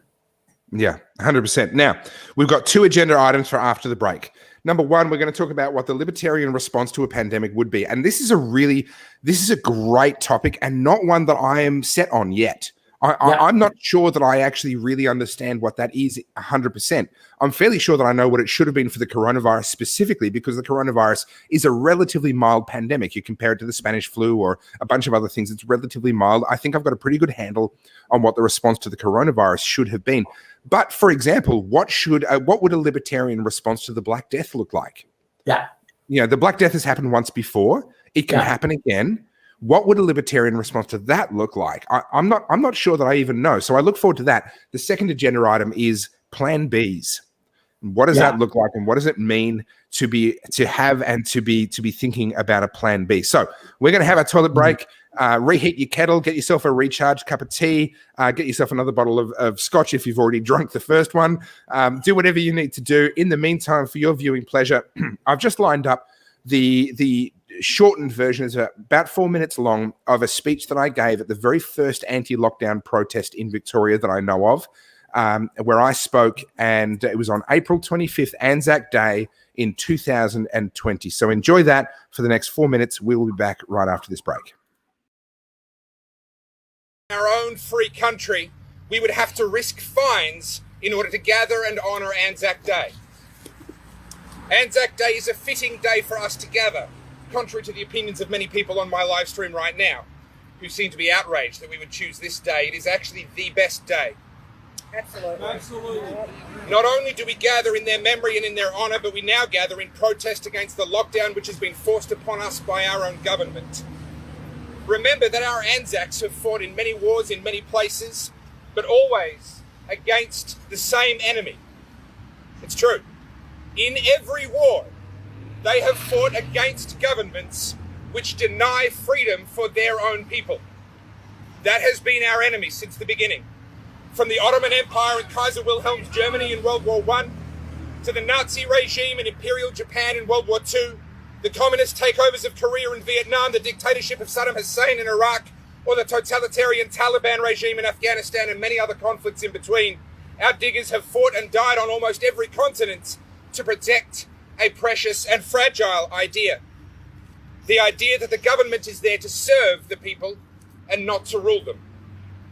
For all of our imperfections, and we do have many, Australia is still a shining example of what people can achieve when they are comparatively free, when their government serves the people's interests as the people pursue their dreams and ambitions. And people rightly flock from all over the world to be a part of this wonderful country and enjoy the freedoms that our Anzacs fought for. As we look elsewhere in the world and through other times in history, we see many examples of the suffering that is created when people are made to serve the dreams and ambitions of their government. Our Anzacs fought against governments who took control over their people, and yet today we see echoes of history repeating right here at home, as we are bullied and threatened, berated and cajoled into living lives of fear and withdrawing into our homes. Stripped of our incomes and our independence, we're expected to beg the government for a handout to save us from being ruined by the rules they made. It's for your own good, we are told. And I don't doubt that they mean well, but the road to hell is truly paved with good intentions.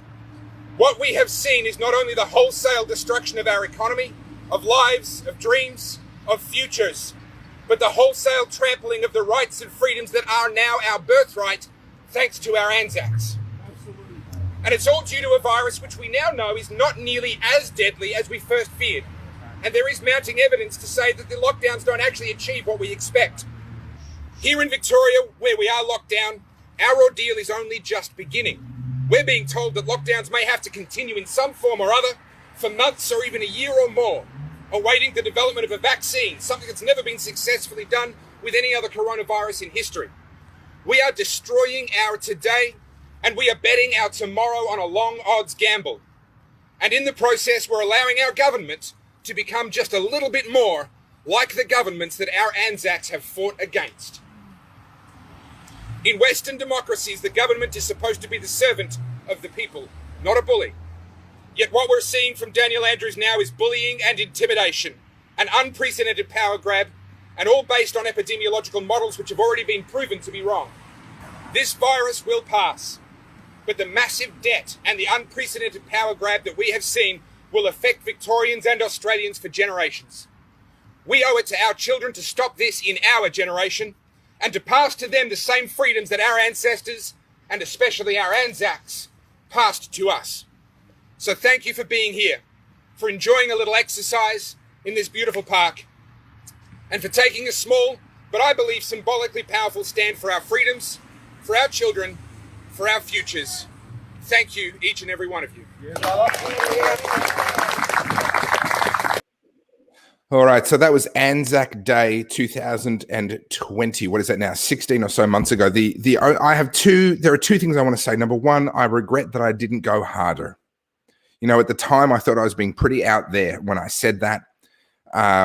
Unfortunately, I would love to have been proven wrong. I would love for that video to be embarrassing for me, for us to look back on that and go, oh gosh, what a crazy madman he was, right? Unfortunately, I actually should have gone harder. The only other thing I want to say is when it comes to vaccines, people have said to me, oh, you were wrong. We developed the vaccines. Okay. Are they safe? Well, that's debatable. I'm not going to go into that particular debate, but there's certainly debate around that. Are they effective? Not particularly, right? So we are still in this phase where, in my opinion, we have not actually developed a vaccine that actually is successfully stopping the spread of this virus. It does appear to be reducing its mortality, and that's a good thing. I'm glad about that. You know, if you're one of the people who finds yourself in a situation where you're actually wanting the vaccines to fail, I would challenge you. I would caution you and say, look, we should never be wanting or hoping for a medical intervention that saves lives to be unsuccessful. We should never be in that position. Just as people, you know, who have criticized various medicines that I won't say by name because I'll get censored for it, you know, that hope that they fail. They hope that the latest study shows that, you know, the big I, if I can call it that, doesn't work. They want to believe that to be true. Well, that's a sick mentality to have. In the same way, we should never be sitting here hoping for the vaccines to fail. I'm hoping that these vaccines do come through for us, and I think they need some tweaking. I don't think they're doing a great job yet, but hopefully with a bit of modification, a bit of improvement, and a bit of learning, maybe they'll actually turn out to be really great. Maybe. But that's what I'm hoping for. But we are seeing from the data around the world that these vaccines do not stop the spread of certainly the Delta variant, whatever that is. But certainly we're seeing countries that are highly vaccinated still having very high rates of spread. So I'll say that on my reference to the vaccines there. I would argue that with an understanding of what the vaccines are doing and what they're not doing around the world today, that basically everything that I said in April 25th, 2020 has unfortunately come to pass. And Camp Creek Hill, I was at Trafalgar on that day. Your speech was impressive for the time. Thank you. I appreciate that. I wish it wasn't. I wish it was an embarrassment. I really do. But sadly, it is aging very well.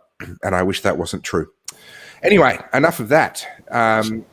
Andrew, so I hope you've had your ablations and done what you needed to do, or ablutions. Well, no, I had another drink. Okay, well, that's even better. That's even better. Okay. So there are two things that we have on the agenda from now until 4 o'clock in the morning when we wind up this chat. And they are, number one, the libertarian response to a pandemic. And I'm going to let you lead on this because I'm I'm in two minds, and this is important stuff. You know, libertarianism as a political philosophy, conservatism, progressivism, these political philosophies are all well and good, and they can sound nice when someone gives you a sound bite. Libertarianism is don't hurt people and don't take their stuff. Sounds great. How do we put that into practice in the real world, which is complicated and messy? Yeah, thanks, mate. It was a question for you. Oh, was it? Oh, great. No, I'm throwing it to you, mate, because this is important stuff for us to talk about. It may not be relevant in the context of what's happening in Australia today. We can't dictate Australia's policies or Victoria's policies or Queensland's policies, but I think it's an important thing for people who identify as libertarians to be thinking through. Yeah. So I think the thing is, you've got to with all philosophy, I think you've got to try and disassociate yourself from the current circumstance, right? Okay. Philosophy is about perhaps what ought to be, not what is. Okay.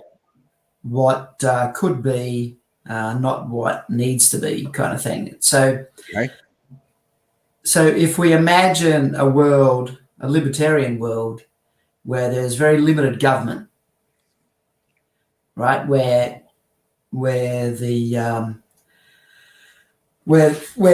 basically the rule of the land is at best a limited government enforcing common law. If we imagine that world, we imagine that world where there are very few policing powers because small government doesn't have the resources to put the jackboot on the neck of everyone who complains. So the resources, they shrink down to. If you've got corona, that's going to change the nature of this whole discussion right now.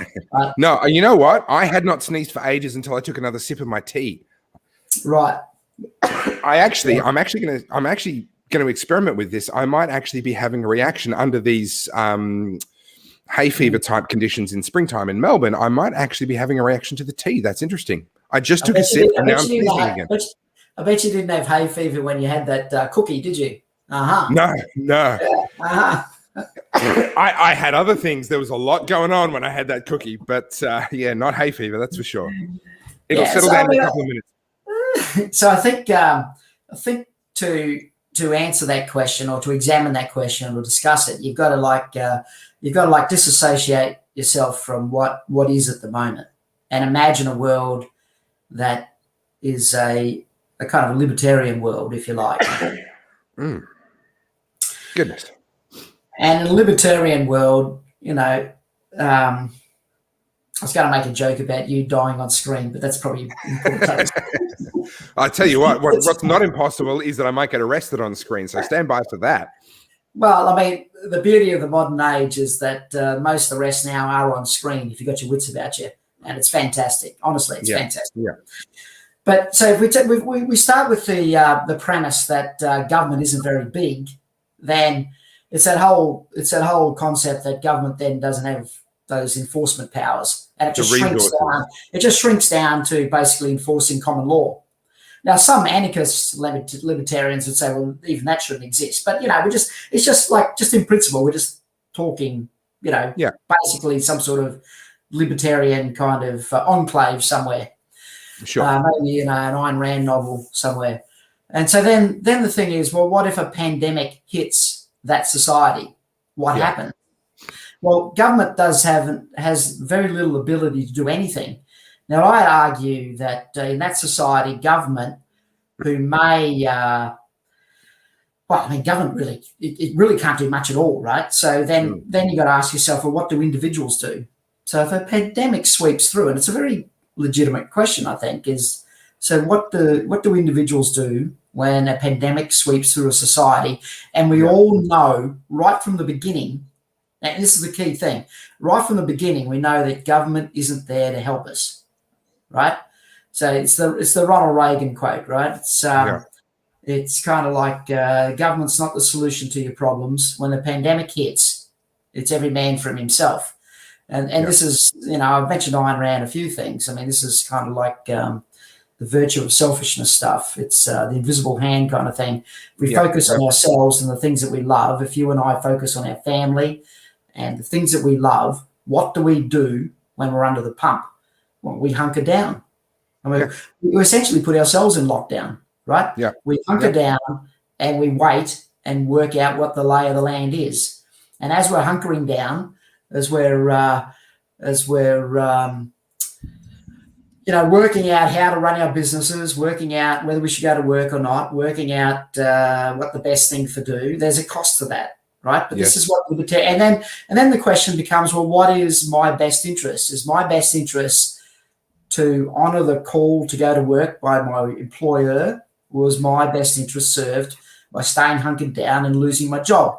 And so the critical thing is going to be, each person will make their own decision based on their own particular circumstances. If I cohabitate with my elderly parents, I'm going to make a different decision to if I'm single and living alone, because the risks in my life are different. Correct. And that's spot on. So the libertarian understands that. You understand that. I'd say 98% of the population struggle with this concept. But that's exactly what would happen. And you know what? Topher, we would make mistakes. Some of us would make a mistake and we would go out and we might get COVID and we might pass it on to our parents and it would be deeply regretful. But we also know, we know that governments also make tragic mistakes. And we've seen that. We've seen that in New York. We saw it in Sweden. We've seen it around the world. Yeah. We perhaps saw it in Victoria as well. We did. 800 odd people. Yeah. So I think we can sort of imagine. I think you and I, in particular, I'm not sure whether perhaps most of your viewers can imagine a world where there is no government, and when threats come, we make decisions. Well, it's in our best interests. And we know that we have to make the decisions. That's the key point. That's the key point. Yeah, no, you're quite right. And that is the key point. So, but if you stretch that out a little bit and you say, well, okay, what if there's a little bit of government? What if there's government that sort of runs nursing homes, for example, right? If we just stretch it out a little bit, like just so government runs nursing homes. Now, my auntie who just died was in a nursing home. She had, Alzheimer's. She was, putting aside all that, but she's clearly incapable of looking after herself. Mm-hmm. So, if government runs it, if my auntie is at home and I'm looking after her, then I know what to do, right? We're individuals. We just make our decisions. We may make mistakes, but we do the best we can for the people we love. But when government takes control of someone else's life and sticks them in a nursing home, well, then the question gets a little bit more complicated, doesn't it? What's the libertarian? What's the stretch libertarian position on those sort of things? Yeah. And so maybe there's, an onus or responsibility on government to protect those that can't protect themselves, who don't have the benefit of others around them, or maybe have legislated that the others around them can't even go and visit them and protect them, can't even pull them out of the nursing home. And that's where it starts to get complicated, right? And if you start with that sort of complicated, very simple, complicated position, then you stretch out further and further. And you know what? Everything becomes complicated. Yeah. And I just keep thinking, you know what? I wish we lived in a libertarian world where I could look after my family, you could look after yours. And then I look around the world and I think, well, what is the most public, obvious example of this kind of philosophy? And I keep looking at Sweden. And you and I were looking at Sweden right from the get-go, because they said right off the bat, they said, look, this is a dangerous virus. For God's sake, look after yourself. Do the right thing. Don't mingle. Don't. Okay. Can I prove your point? When I bring up Sweden, the most common retort that I get back is people saying, yes, but they voluntarily socially distanced. They voluntarily did a bunch of those things that our government has told us to do over here. And I'm like, yes, and what's your point? Like, that is my point. Yeah.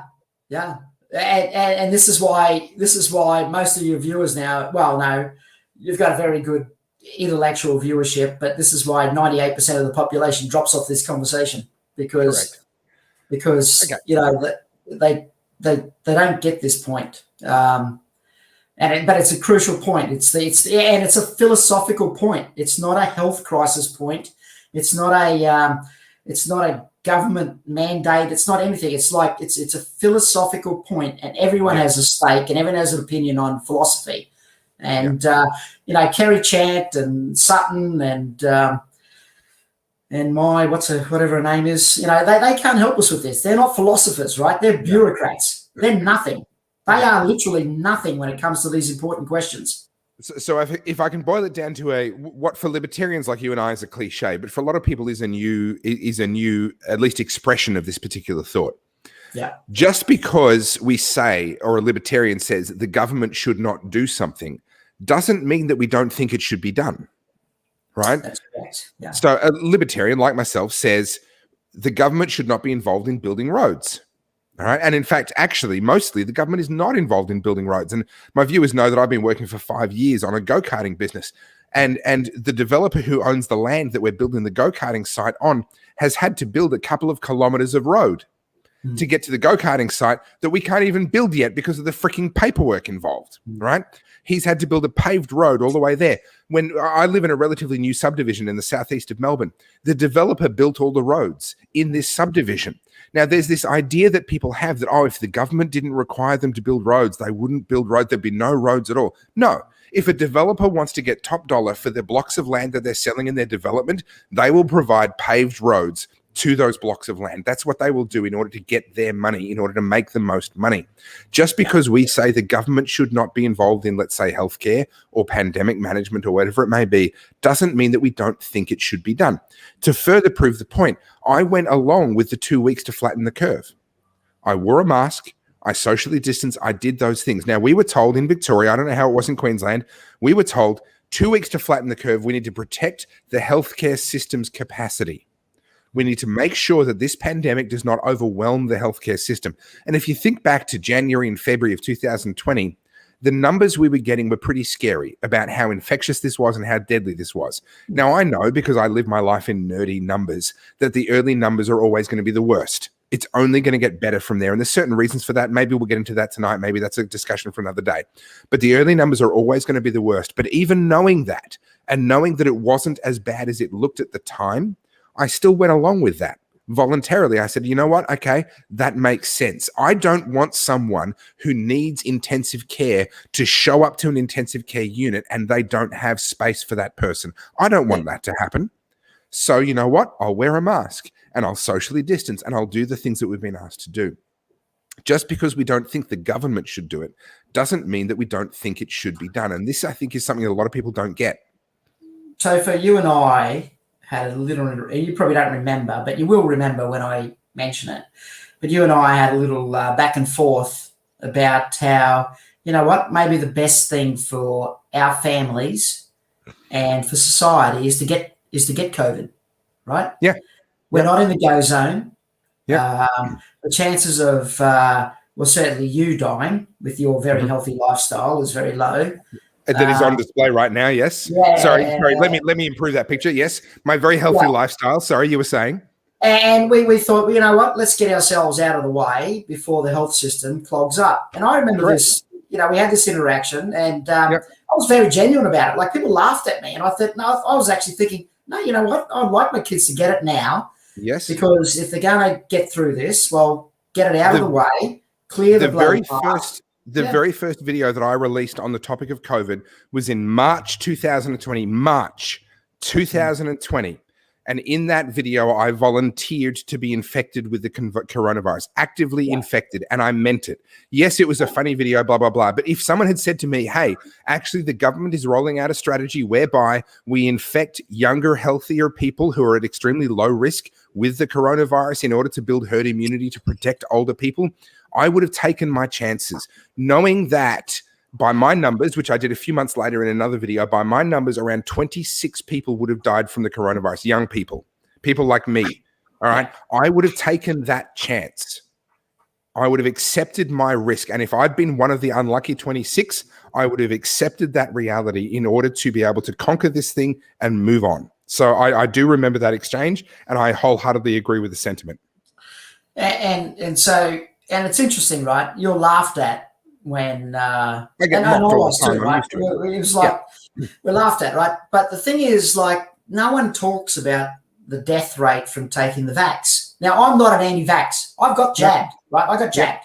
Yep. Okay. But I'm pro-choice, as you are, and but no one laughs at the death rate when it comes from getting AstraZeneca. 9 people have died from getting that jab. Yeah. We're not sure how many are going to die from. And there's a 30-day delay, so more people are going to die from AstraZeneca. Yeah. But no one laughs at that. No one sort of, it's kind of it's just an interesting kind of dynamic. If you're being fair dinkum, you would say, well, these things are directly comparable. We said we'd get antibodies, get natural immunity from getting the virus. There's a certain statistical likelihood of dying from that, and we should compare that with statistical likelihood of dying from getting a vaccine. And if you're a 12-year-old and a parent of a 12-year-old, which is better? And the math is unclear. It's literally unclear. I'm gonna disagree with one thing you said there. It's not all the same. The death of a young person as a result of an adverse reaction to the AstraZeneca vaccine is, and this is not me being heartless, this is actually, if you look at quality of life adjusted years, if you look at how insurance adjusted, what are they called? The guys that run the numbers in the background. They got a term for it. Yeah. If you look at how they calculate the value of life, a younger person is worth more than an older person. Of course, Topher, I didn't mean that. Yeah, of course. I understand. But for the sake of everyone watching, when someone passes away from COVID-19 at 85 years of age, that is a tragedy for their family. But it's hard to justify spending multiple tens of millions of dollars just in government spending, let alone the cost to society in terms of lost economic activity, etc. Just in direct government spending, we're spending, I believe it's about $25 million per life lost, and the average age is 85. It's very hard to justify that. Yeah, and ordinarily, the bureaucrats that run the health system have numbers an actuary. around. Thank you, Stuart. An insurance actuary. Correct. Yeah. So the bureaucrats run numbers around what's the best, dollar spent, lives saved. Yep. And so a hospital costs, $1 billion to build. Hospitals save a lot of lives. We could have built, 100 hospitals in town, hospitals.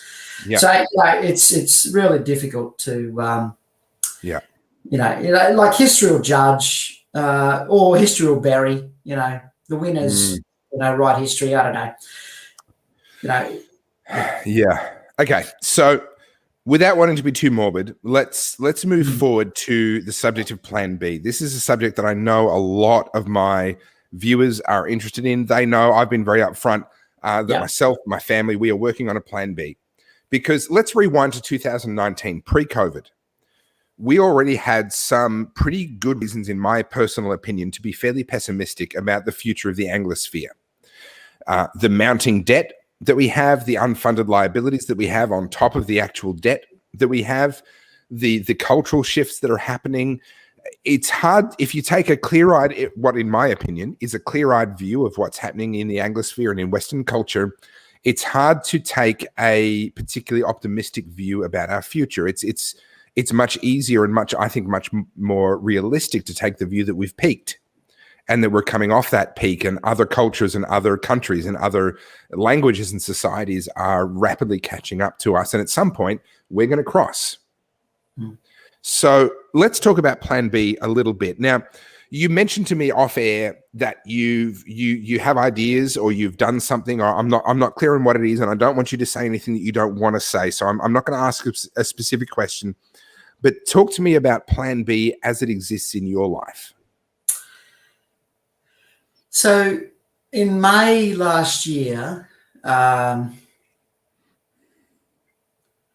just tell you what happened. So on the 15th of March, I left London last year. I was the only person at Heathrow in the security, right? And I was lucky to get home to Australia. I don't know why you did. I've got to be honest. I don't know why you would come back. Well, that's a good question. Why? If I had the benefit of hindsight, maybe I wouldn't have, but I did, and I've got this great photo of just me alone in the security gates at Heathrow. And if anyone's been to Heathrow, you understand immediately just how unbelievable that is. Yeah, but I how realised busy that it is. I just felt the world's going to change. And then global stock markets crashed, everything crashed, and I was kind of in the fortunate position where I had some money to push in on that and made a little bit of money out of that. And I thought, well, but I just looked at it and thought, I've got some assets, but where do I want to be in the world? And so you don't even have to have assets, so I just have to have the ability to move. But where do you want to live in the world? And so at about June, July last year, I just thought this could go anywhere. I honestly thought this could go anywhere. And none of the options I thought it was going to go was going to be very good. And I'm not the lone. I'm not sort of being particularly kind of clairvoyant in this assessment. People like yourself and many others are sharing this assessment. But back then, I decided to put in place some plans to become almost like a global citizen. Yep. I started liquidating what I had in Australia. Okay. And I'm happy to tell the ATO that I've placed assets in an American company and also a European company. And assets can be shares, they can be cryptocurrencies, they can be lots of things. Yeah, I'm very happy to to pay my taxes and all that sort of thing. Well, no, actually, that's bullshit. I'm not very happy, but I will comply with the arrangements that are. I comply with the ATO to minimise all that shit. I comply with the ATO for the same reason that I would comply with the mafia if they had sent someone to my shop as a standover man. It's for the same reason, because if I don't comply, they'll hurt me. Yeah, that's right. And that's a very good analogy, Topher. Very accurate analogy. So, I think there are very easy ways in which Aussies can hedge their bets, basically. And I really like. So I've got a US company and I've got a European company. I really like the ex-Eastern Bloc countries. Because some of them are very. You're talking about sort of Poland, the Czech Republic. Can you be any more specific? Well, yeah, I really like Estonia. Tax regime, Lithuania, Poland. Estonia, I think, is 15% flat tax, I think, if I'm remembering rightly. And a lot of the other, some of them have offshore earnings, tax-free. Georgia, there's a whole raft of them, right? Yep. And they're each got, but the thing that I love about those countries is it's 30 years since the Russians left. Yeah. They still have a memory of what socialism, communism is like. And this is the difference. Our kids don't have that, right? Yeah. The kids today, like right now, Topher, and I got my own kids, right? You mean young people like me? Young people like me. Yeah. Well, that's right. That's right. That's exactly right. Yeah. But my kids are in high school, right? So, and it's not everyone, right? But a lot of people are getting rich during this pandemic. So a lot of kids are, and the teachers aren't suffering, the bureaucrats aren't suffering whatsoever. Yeah. It's a small sector of the entrepreneurial class, generally the small business class, that are suffering, and they're suffering big time. Yep. But they're paying the price for the rest of us to get rich. And I've moved out of that small business area, so I've had a great year, right? But I'm so guilty about it. It's just ridiculous. It's like I'm sitting on my ass getting rich. Like, it's just so stupid, and it's embarrassing. But so can I say, don't be embarrassed about it. Take what you can get. What you can get. You give back what you can give back, right? But at the end of the day, if you can't change anything, what do you do? But so I really feel for those people, the entrepreneurs, the small business people that are going to fuel the future, and they're getting crushed, right? So I worry about their state of mind. I worry about their enthusiasm about the future. I worry that they'll go and get a government job instead of being I a can contractor or the. I can speak to that as someone who's in an earlier phase of life and has spent the last 5 years of my life trying to get the government's permission to build a new go-karting facility down here in Melbourne. I can tell you that my investors and I have had serious conversations about whether we want to proceed in Victoria. There's a thing called sovereign risk. And sovereign risk has traditionally been associated with big multinational corporations. Do we invest in a mine in the Congo, or do we invest in a mine in Australia? Well, one of the things that they take into account alongside profitability and everything else is sovereign risk. What's the risk that the government is going to do something stupid that is going to hurt our business? And my investors and I, looking to build a go-karting center of all things, right? A go-karting center in Melbourne, we are now talking about sovereign risk and whether we actually want to proceed with this. Yeah, and sovereign risk is an issue. The mining tax was all about sovereign risk. Sure. Back in the day. But my point being, though, that sovereign risk now suddenly applies to individuals as well. Small businesses, Anyone that wants to create, entrepreneurs, the entrepreneur is a fancy name for someone that creates something where there was nothing. There was nothing, and the entrepreneur said, you know what, I'm going to make something. I'm going to create something. And a business comes out of thin air. That's what an entrepreneur actually is. And I worry that we are pushing a lot of entrepreneurs out of Australia. I want to bring up a comment here. So Biff has said, so running like a pussy is the answer. Well, let me tell you a story, Biff, which you may have heard before, and I know some of my other viewers have heard before, so I apologize, but I'm going to tell it again because I think it's very, very relevant. When I was in Caracas, the capital city of Venezuela, in 2015, I believe it was. Amazing time. Caracas was, at the time, it was the most dangerous city in the world outside of a war zone. You had to go to Iraq or Afghanistan to find a more dangerous place to be.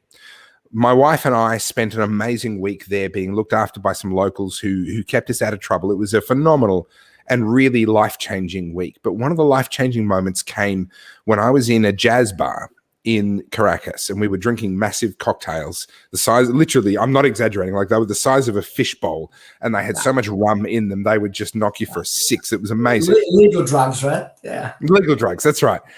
We paid about $1.70, about $1.70 US for a fish bowl-sized cocktail that was incredibly strong. Now, I got talking to an older gentleman who was the next table over from us, and it took about 10 minutes for him to kind of feel me out and know who I was. And then once he was comfortable, he began to open up. And this was one of the most influential, one of the most formative conversations that I ever had in my life. And Andrew, I don't know that you've heard this story necessarily, but what he said, and if I boil it down, what he said to me was, he was one of the people that tried to stop Hugo Chavez from coming to power in Venezuela because he understood how destructive socialism would be for his country, for his home. And he fought tooth and nail. He campaigned, he protested, he helped the opposition to try and get elected. He did all the things. And ultimately he lost. Hugo Chavez came to power. And I had, how do I even put this? I've told this story multiple times, and I still don't know the right way to say this. I saw in his eyes, I saw what it looked like on his face as he said to me that he has now had to grow old, watching his son's life be ruined, and now watching his grandson suffering malnutrition because Hugo Chavez took power and socialism destroyed his country, right? And that has been one of the most formative moments in my life, in my political life, definitely, but in my life overall. And realizing, like I said before, when the tide is going out, it does not matter how many people are scooping water with buckets back up onto the beach. If the tide is going out, the tide is going out, and there's nothing that you can do to stop that. Now, are we there yet in Australia? I'm not sure. But I do not want to be that man that I met in a jazz bar in Venezuela who had to grow old. And funnily enough, I didn't make this connection until only a few months ago. There's a quote from Ronald Reagan that talks about how freedom is not passed on in the blood. it has to be fought for in every generation, right? Most of us know that quote, but there's a last part to that quote that not a lot of us know. And it is Ronald Reagan's warning. And he says, it's not passed on in the blood. It has to be fought for in every generation. And if we don't, then we will grow old telling our children about what it used to be like when we were free. Yeah. And I've met a man who lived like that, who had to tell his children about what it was like when he was free. So my resolution is that I will not be that man. And if that means that I have to leave Australia because the tide is going out, then I will face whatever I have to face and I will do whatever I have to do, but I will not be that man that I met in a jazz bar in Venezuela, and I will never have that look on my face that he had when he talked to me about what it was like to watch his grandson suffering the effects of malnutrition because he never made a plan B. So you can call it running away if you like. I call it being aware. I call it knowing what's going on and recognizing the reality of what's happening in the world around you. That's what I call it.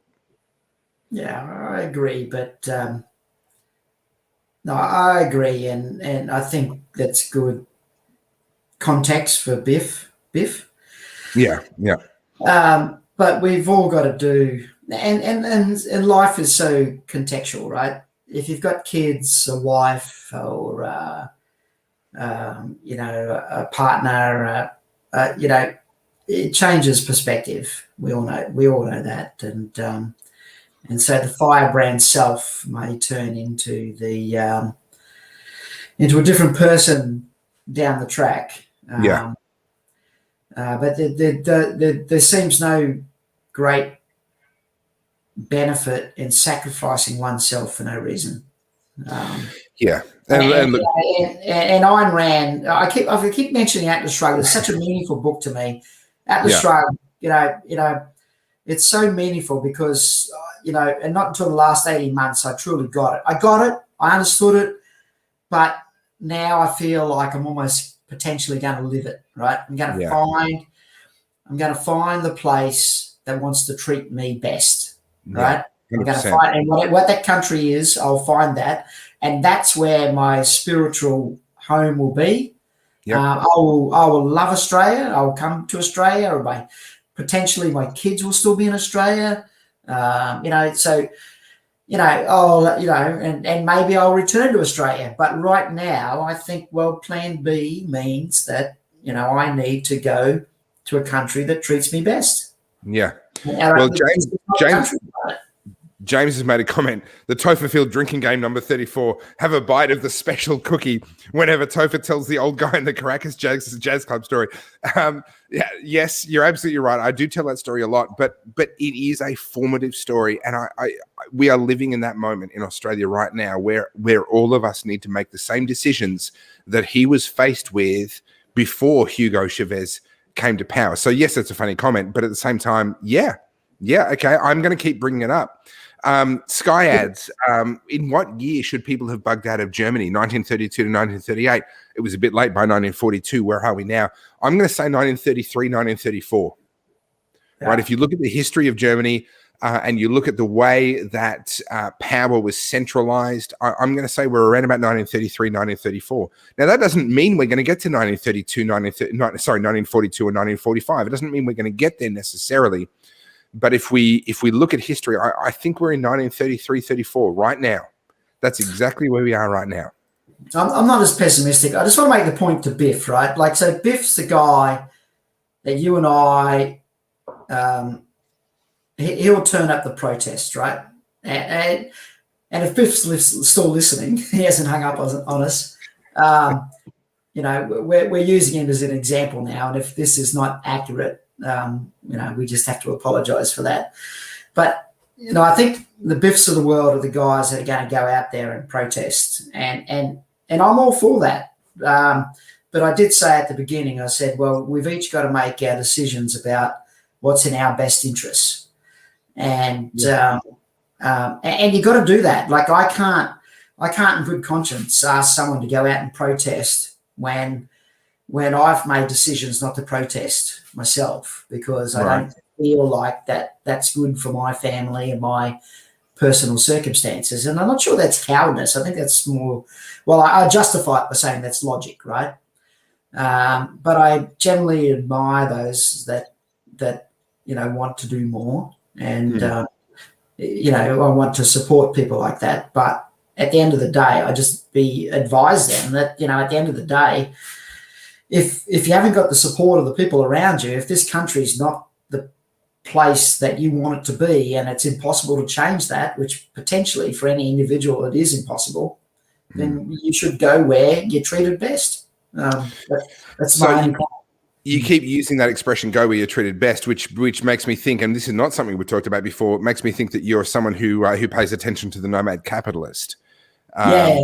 We should perhaps mention him in just a minute, but I want to give Biff a right of reply here. He says, yet teenage Anzacs sacrificed themselves for this country and paid with their lives. Yes, and that's what my Anzac Day speech from 2020 was about. But their enemies were overseas. Their enemies were not in Spring Street, in Canberra. The enemies that we're facing now, the people taking our freedom. They're not the neighbours that rob you in. That's right. It's not like we're dealing with the Stasi now. We're dealing with people that are enabling the enemies within, and that's a different enemy. And that goes to your when do you get out of Germany, or the common when do you get out of Germany kind of comment. We could be seeing more than it's actually there. Maybe things will settle down within 6 months, and I am hopeful. But I have a plan B. This conversation started with plan B. Yep. So tell me as much as you're willing to tell me about your plan B. Well, I've just moved. I've sold stuff in Australia, and I've shifted things into overseas companies, and I'm doing it legally. Mm-hmm. The Nomad capitalist has some good ideas, but is very, there's a lot of ways you can do things. I'm not prepared. If I'm not prepared to risk going to a protest because I'm going to get bashed on the head, potentially thrown in jail and whatnot, I'm not going to risk fighting the ATO, right? So I'm doing it legally. If anyone wants to discuss with me privately what I'm doing, I'm very happy to do that. Like, I'd love to do that, because I think more people need to know that you're not tied to the country you're born in. The world is a globe. It's a globe, and one day you can fly anywhere. Seriously, we're global citizens. The world is our oyster. We can go where we want. And, I'm very drawn to the ex-Eastern Bloc countries because of their collective memory of what Marxism, socialism, fascism is like. And, but, historically I've been drawn to the US, perhaps states in the US now, perhaps. I'm drawn to some of the Eastern or Asian countries. There's lots of options. The question is, well, how do you make your personal arrangements and your income and taxation arrangements make that work? And that's where that's where we can help each other. I will credit the Nomad Capitalist. Andrew Henderson is his name, and nomadcapitalist.com is the website. I've been watching his stuff for about 4 years. Pretty much every single video that he puts up and every single blog post that he writes, I read or I watch. And that's been tremendously educational for me. He specifically, Nomad Capitalist as a company, they work with people who earn a hell of a lot more money than what I do. But what he talks about, he's very generous with his information. And this is a fairly unusual thing within this sort of space, this offshoring space. They're often very secretive about their information, but he's actually willing to just say, hey, this is the best that I know right now. And he, of course, wants high net worth people and high income people to come to him because it's a lot easier when you get someone else to do it for you. For poor people like me, we have to do the legwork ourselves, right? But that's why he's willing to be really free with the information that he has. So spend some time on nomadcapitalist.com. Watch. It takes a bit of time for it to start to fall into place. It did for me as well. But after some time, it begins to make sense, and you begin to be able to understand where all the different sort of pieces fit. For me personally, the Caribbean is much more interesting than Eastern Europe. Eastern Europe, there's a certain amount of instability in a lot of those countries. There's a certain amount of lurching from communism perhaps towards what in my opinion is too much nationalism in my view.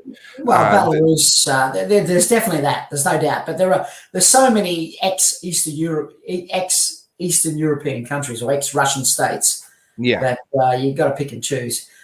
But yeah, no, Andrew Henderson's Nomad Capitalist is very. I mean, honestly, if just for anyone who's thought about living somewhere else, it's just informative just to listen to his videos. And as you say, he's very generous.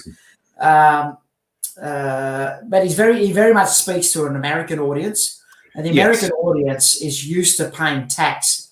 If you're an American citizen, even if you've got passports or live 100% of your time in another country, if you're an American citizen, you still pay American tax. Like it's just literally insane. Like it's amazing, right? It's such a crazy situation. Australians don't even have that impost. No. If you live more than half your time overseas in another country, then you pay the tax rate that's in that other country. Yeah. And so we're in a better position than the Americans that he talks to. And so, look, Plan B is just an option, right? It's good to have that in the bottom drawer, and to have that in the bottom drawer might take 2 years of planning, right? Yeah. But I can assure you that once that's in the bottom drawer, you feel much more comfortable. Honestly, you feel much more comfortable. It's the same as having an insurance policy. Do you get insurance on your house because you plan to burn it down? No. Yeah. Right? You hope that your house is going to be just fine and it's never going to burn down, but you know that there's a chance that it might. So you get insurance just in case. And I view citizenship, having a second citizenship, having a second passport, having some offshore options. I view it in much the same way. It's an insurance policy. Now we've got a bunch of questions. Stuart says Ukraine looks promising. I've got a friend of mine who's trying to convince me to move to Kiev. I'm not convinced yet. I've got to be honest. I'm looking at the Caribbean, and I think there's a lot of opportunities to make money in the Caribbean. You can then service the American, the US market and be in their time zone. I think there's a number of significant advantages to the Caribbean from my perspective. There's no doubt the Caribbean is awesome. Like the Caribbean is awesome. Yeah. Now, the Caribbean, and this is something that you'll learn very quickly spending some time at nomadcapitalist.com. I'm very mindful. I don't want to pretend that I'm an expert on this stuff, because all I would be doing is repeating back to you the things that I've learned from Andrew Henderson and the Nomad Capitalist. So the best thing that you can do is spend some time on nomadcapitalist.com and cut out the middleman. But for my family and myself, what we are looking at is what's called a citizenship by investment program. So there are countries in the world that are looking for investment. They're looking for money to build universities, build hospitals, build these sorts of things. And one of the incentives that they have created is the ability to get one of their passports. Now, as an Australian, it's very easy to say, oh, well, why would I want a passport from some little Caribbean country in the middle of bumfuck nowhere? Well, the reality is actually their passports are not nearly as bad as you think, if you're willing to put aside the Anglosphere. And this is the important thing. The Anglosphere are I'm just noticing we're getting a huge amount of spam comments. I'm just blocking people repeatedly here. So my apologies if you're seeing all the spam comments, but I'm trying to block them as fast as I can. The Caribbean is a fantastic option, because not only do those passports give you the ability to actually live in the country that you've gotten the passport from, but you've also got the option to then use their passport's ability to give you residency somewhere else, and to actually live in another country without necessarily having citizenship, but having residency in another country, where you can then actually spend your time and enjoy your life and enjoy your lifestyle without actually the passport of that particular country. So there's a lot that can be learned from nomadcapitalist.com. Goodness me, I've been hit by some bots here. I've just literally blocked about 4 people in the last 30 seconds, and I'm blocking more as we speak. They're just popping up as massive spam accounts, multiple comments at the same time. Asking me about OnlyFans. It's the government. Probably the government. I don't like what you're hearing. They're asking me if I have an OnlyFans. The honest truth is I do, but you don't want to see what's on there. Trust me, you don't want to go there.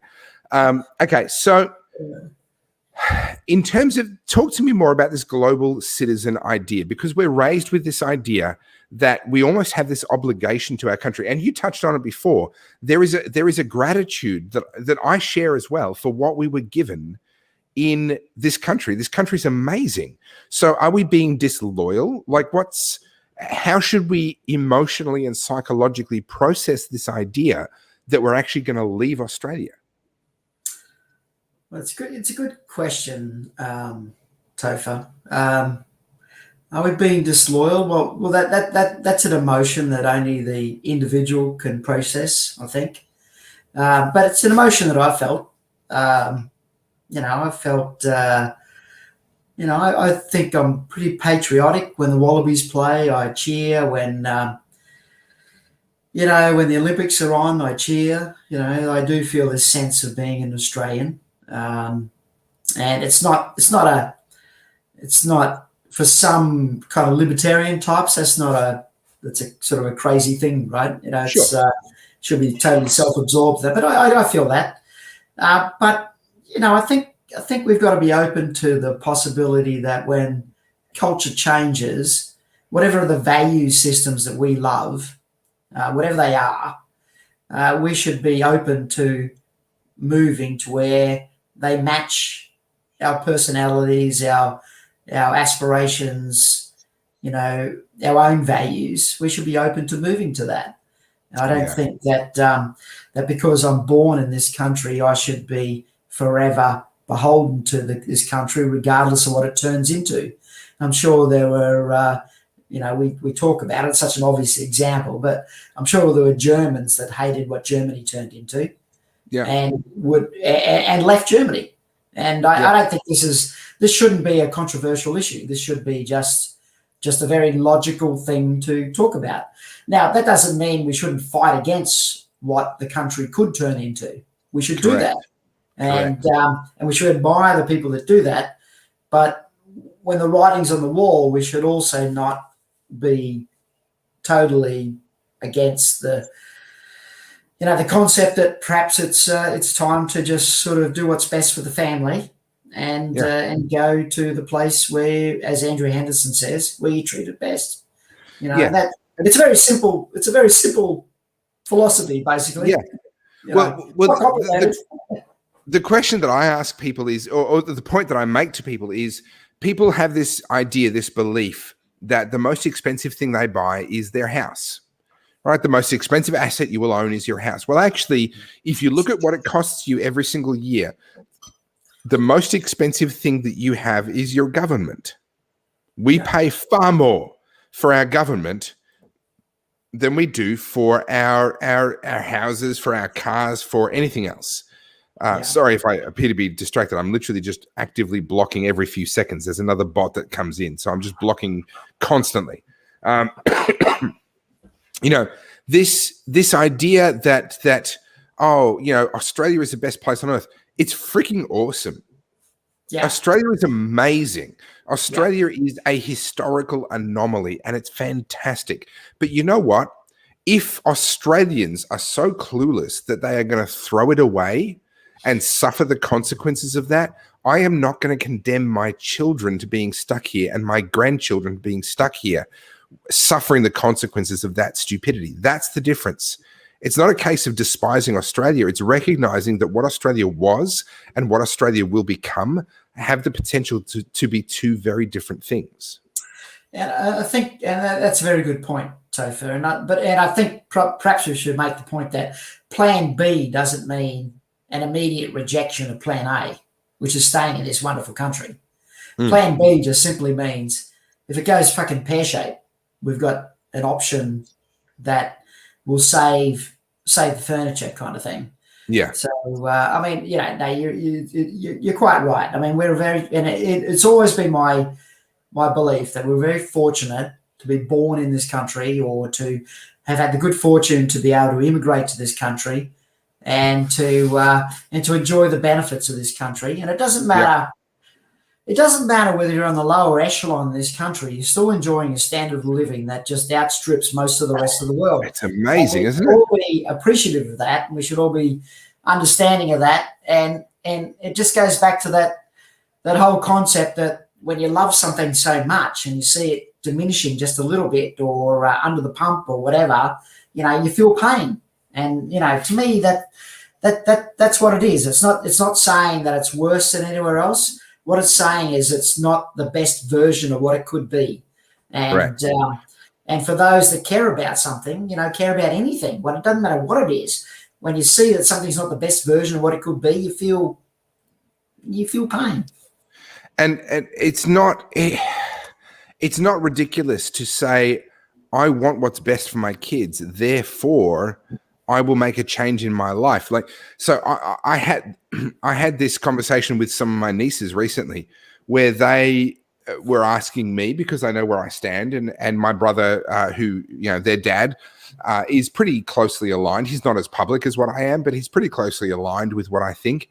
And they were asking me, they were saying, well, for me as a 14-year-old, what does this mean? What's happening in the world, and how should I respond?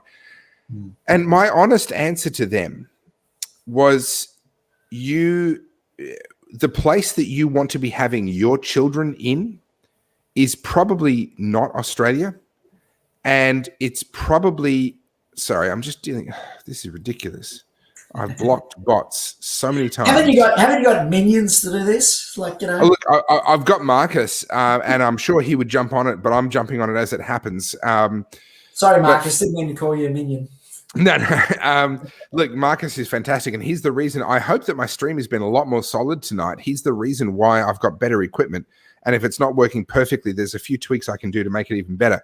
And Marcus is jumping on it because I can see that the comments are appearing and then disappearing. So, Marcus, I appreciate your work. Thank you very much. Please just keep on just blocking those people.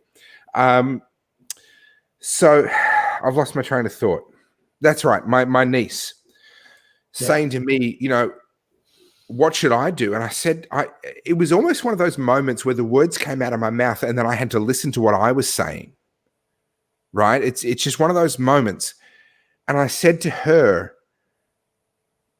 by the time you're old enough to be having your own kids, you are probably not going to want to be living in an English-speaking country. You are probably going to have to learn another language, and you will be an immigrant into someone else's country in order to actually be able to live the life that you want to live and raise your kids the way that you want to raise them. And this has been a big thing for me and for my wife in the last, we've been looking into this for 4 years, and I made a mistake. I thought we were 10 years away from where we are right now. Yeah. I thought we had another 10 years before this. I've been concerned about the trajectory, the future of Western civilization for quite some time. And I honestly thought that we had another 10 years up our sleeve, but the coronavirus has just accelerated everything. And I've been caught off guard. I don't have my plan B in place yet. I'm working on it, but it's not in place yet. And, for me, my children are going to grow up probably with Spanish as their native language just as much as English. And my wife and I have been having this conversation about, are we okay with growing old and dying and being buried in another country? We were both born in Australia. We both have at least 5 generations in Australia behind us. And are we okay with growing old and dying and being buried in another country? And the honest answer for us in the last year has become yes. We're okay with that. And for me personally, I want that to be Venezuela. When Venezuela comes out from under socialism, I think it's going to be one of the most amazing places on earth to be. But that time hasn't come yet. But we're okay with growing old and dying and being buried somewhere other than the place that we and 4 generations of our ancestors were born and died and were buried. It's interesting you say that, Topher. Like, it's really interesting. I'm not quite at that position yet. I think, I think the way I look at it is the world is amazing, right? And but whenever I travel, whenever I have traveled in the past, I've always thought Australia is the most amazing. Really I'm the same. The more I traveled, the more I would say I love Melbourne. The more I travel, the more I love Melbourne. That's something I used to say all the time. Yeah.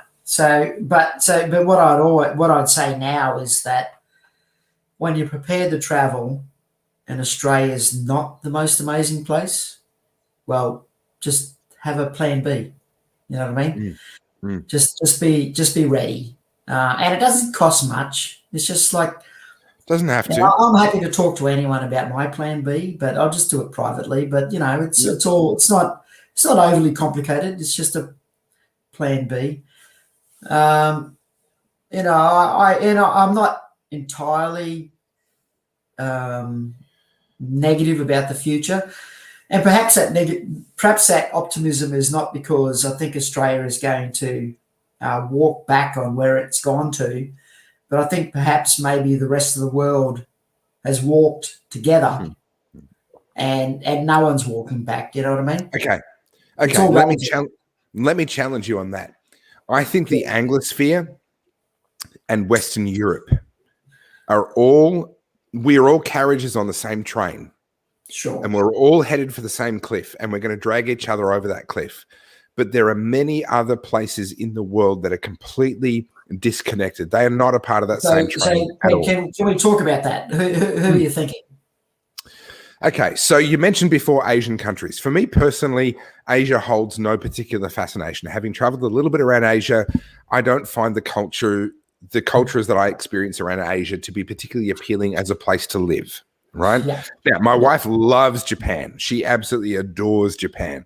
But Japan, Japan, I would say, has done a much better job of managing the coronavirus, but it is another example of a highly regulated society, right? So it holds highly taxed, highly regulated, doesn't hold a lot of appeal for me. Yeah. To me, Australia is better than Japan. Like, that's just the way I think of it. Yeah. Right. Okay. So for me, I'm looking at countries that right now, Westerners, Anglosphere people like me would turn our noses up and go, oh, you don't want to live there. They are the places that fast forward another 10 years, we would rather be in. And these are places like Central America, South America, and maybe not 10 years, maybe 15 to 20 years, Africa. Africa as a continent is rising so fast, and we can't see it from where we are, but they are rising so fast. And they have, that same cultural memory that you were talking about, that memory of Eastern Europe, of being a part of the USSR, of wanting to shrug off the oppression of socialism, etc. In Africa, they have a very different memory, but they have a memory of civil wars. They have a memory of dictators, of warlords, and they are just as keen to shrug that off and to leave that behind them. And there are some parts of Africa that I think in 15 years will be desirable places for people like you and I to live. Yeah, and I see that. I've got friends that do business in Africa in the mining area, and sure, and they say the same thing. But the big issue with Central America and Africa is the rule of law, right? That base level rule of law, and certainly Central America in some countries, like there's a little country called Belize. Yes, Belize has got it's got itself sorted, right?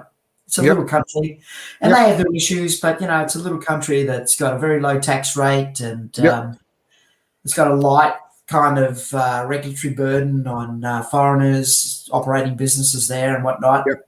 And then there are African countries, and there's lots of Caribbean countries in particular that are very there are lots of Caribbean countries, and there's lots of African countries that are very business friendly. But then don't you think there's an aspect of lifestyle that sort of comes into it as well? Yes and no. So my wife and I have been having this conversation quite a lot. What actually is our lifestyle? What do we actually do? And here's the tragedy. We get up in the morning, we go to a coffee shop, right? And we want a good quality European style coffee, not an American style coffee, a European style coffee. We want to be able to sit down and have breakfast together and read the newspaper and talk. That's actually our family time. Our family time isn't dinner. Our family time is breakfast and coffee. That's actually when we do family time. Yep. And then we go home and I homeschool the kids and my wife goes into her office and does her work. That's actually the reality of our life. And if it weren't for family, it would not matter where in the world we were. There's one other thing. There is one other thing. We really value a good view. We want to live in a house where we can look out the window and what we're looking at is nice, right? It's a good view, not some suburban, there's the back fence kind of view. We want to actually be able to see sunsets especially, all right? Well, you want to know where your dollar goes a long way. If we can have a good coffee, a European quality coffee, and a good view, we're happy, right? The only other aspect is family, which is here in Australia, of course, for both of us because we're multi-generational Australians. But given what we are paying in taxes to be in Australia, and given what we are now paying in freedom to be in Australia, if we could live somewhere else and have far lower taxes and have far more freedom, we could afford to fly our family out to us to have Christmas with us every single freaking year and still be ahead. Yeah. And I think that's the main thing. The main thing is, right, if you're earning 100 grand in Australia or 80 grand or even 50 grand, right? If you can earn that in a remote fashion, the world is your oyster. So a laptop income. And this doesn't help the tradie, the whatever. No. Maybe there is an aspect of, offshore investing and having a plan B when you're prepared to, because the average tradie can make a good coin over a 10-year period. If you invest that wisely in an offshore entity, then the world becomes your oyster. You can do whatever the hell you want. But for the average, for the for the remote worker, well then, there are places where an Australian dollar is like 2-3 times valuable worth what it is on the ground. In a lot of countries, and that's where I think it's really important for people to sort of like not think about this conversation as some sort of pie in the sky, esoteric kind of conversation. This is something that is real. You can go somewhere to another country and you can live a far better life than you can live here in Australia and feel like free. Yeah. So there's a bloke I know who may actually be watching right now. I haven't seen a comment from him, but he does watch some of my stuff, who I worked with for a number of years at a very blue-collar job, forklift driving and picker packing and sending produce out to all the coal stores in Victoria, southern New South Wales, some parts of South Australia and all of Tasmania, right? We worked in a very blue-collar job together. He was far smarter than me. And Dave, if you're watching, yes, I said it. You're smarter than me. He was investing his money into holiday homes in certain parts of Australia, and he had someone else who was doing cleaning and changing the sheets and blah, blah, blah. He had a couple of homes, and he had someone else who was actually maintaining those homes. He spent some time living in not Venezuela, that was me. He spent some time living in Vietnam. Starts with a V, Vietnam. Yeah. And he lived an amazing quality of life over there because he was earning his dollars in Australia and he was spending his money in Vietnamese. I'm actually not sure what the currency is, and lived like a king over there. Now, he's stuck in Australia right now, as far as I know. But I would have to argue, surely that's not a terrible thing to find yourself living and spending, earning in Australian dollars and spending in Vietnamese. Is it baht over there? I'm not actually sure. It's Indonesian. Is that Indonesia? Is it? Okay. Yeah. And able to live an amazing lifestyle with much lower tax, much lower government involvement in your life because you're earning in Australia and you're spending in another country. Yeah. Yeah. But the point is there are options, right? By virtue of the fact that you're born in this country doesn't mean that I think we should limit our thinking to thinking. To me, we're global citizens. If the benefit of being born in Australia doesn't mean, if it means anything, it means that we should be able to travel anywhere. We should be able to live, we should be able to live a life that is kind of deferential to where we've come from. Like we are so privileged, right? And to think that somehow we owe our privilege to some sort of government authority or some sort of Dan Andrews figure or some sort of, Anastasia Palaszczuk figure. Like, to me, to think that somehow we're guilty about living our lives to the best that we can make it because of these people is just absurd. We do not owe our quality of life to any government at any level at any point in time. We owe it to our ancestors. We owe it to our Anzacs. We owe it to the people, the entrepreneurs, the people that actually made this country what it is. Now, I want to bring up a comment here. So, Daniel, I want to say thank you massively. Topher, there's also Offshore Citizen who works with more middle-class clientele and has given me a link. I will be going to that link. I'll be checking this guy out. I did not know about this person. So thank you, Daniel. I really appreciate that. And now scrolling down to where the comments are up to right now. Vietnam is dong. Thank you. The Vietnamese currency is a dong, not a baht. Thank you. I appreciate the comment. Camp Hill Creek, I reckon I work at Costa's with you. Well, the fact that I didn't mention the name of Costa's tells me that you probably know what you're talking about, and you probably did. There's a very real chance that you did.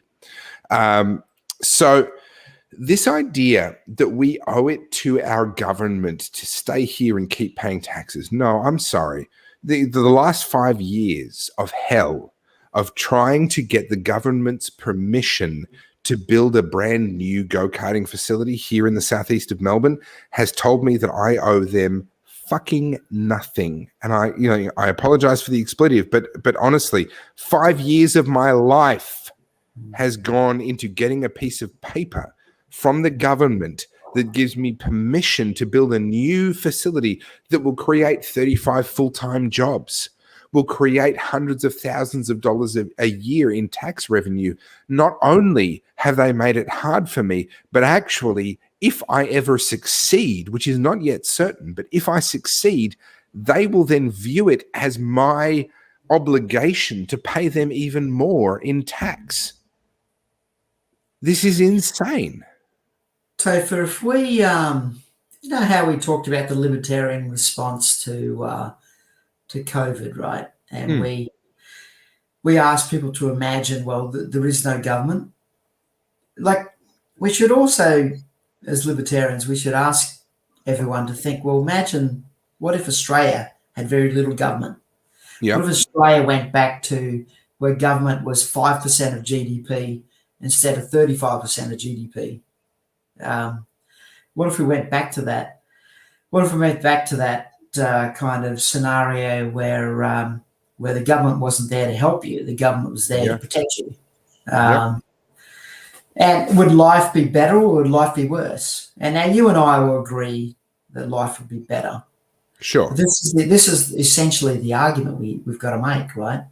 The argument we've got to make is that is life, and this is why I love Ronald Reagan. I mentioned before, I love the simplicity of Ronald Reagan's messages, even though he's not a libertarian type, but well, he sort of is. But you know, I love the simplicity. Like, at the end of the day, the government's not there to help. The government there is to interfere. The government there is to sort of obfuscate. It's to, you know, it's to make life difficult. And if we had a life here in Australia where the government was diminished by like 90%, like, it's just incredible, right? To think that government could diminish by 90%. What would life be like? And I would guarantee people that life would be better. Of course, whenever you change something so drastically, there's, you know, pain and suffering. And if we went from what we have now to 10% of the size of government, it wouldn't last. People would revolt against that because it would be too much of a shock. It would have to be done gradually. Well, I guess it would, because it would mean that schools, the education system that is working so wonderfully, the health system would be the big one. Become privatized, right? Schools would have to be handed over to those private schools that are doing such a terrible job at the moment. Awful, awful. The Who would want to have an education from a private school? Like, exactly. what a terrible job. It would just be a nightmare, right? Yeah, and the health system that is so private wonderfully handled hospitals. by. We all know that everyone dies when they go to a private hospital. Oh, yeah, goodness. exactly. Yeah. The safest place in the world is to go into the public system and the health system. We know that things would be better, and I think when you put it in very simple terms like that, I would suggest probably the majority of people would know that things would be better. Yeah. But when you come to voting at the ballot box, when you come to supporting certain initiatives, then self-interest kind of gets in the way, and that's where the invisible hand and the Friedman and the Ayn Rand and they explain how that all works, right? Agreed. Is it self-interest or is it the devil you know?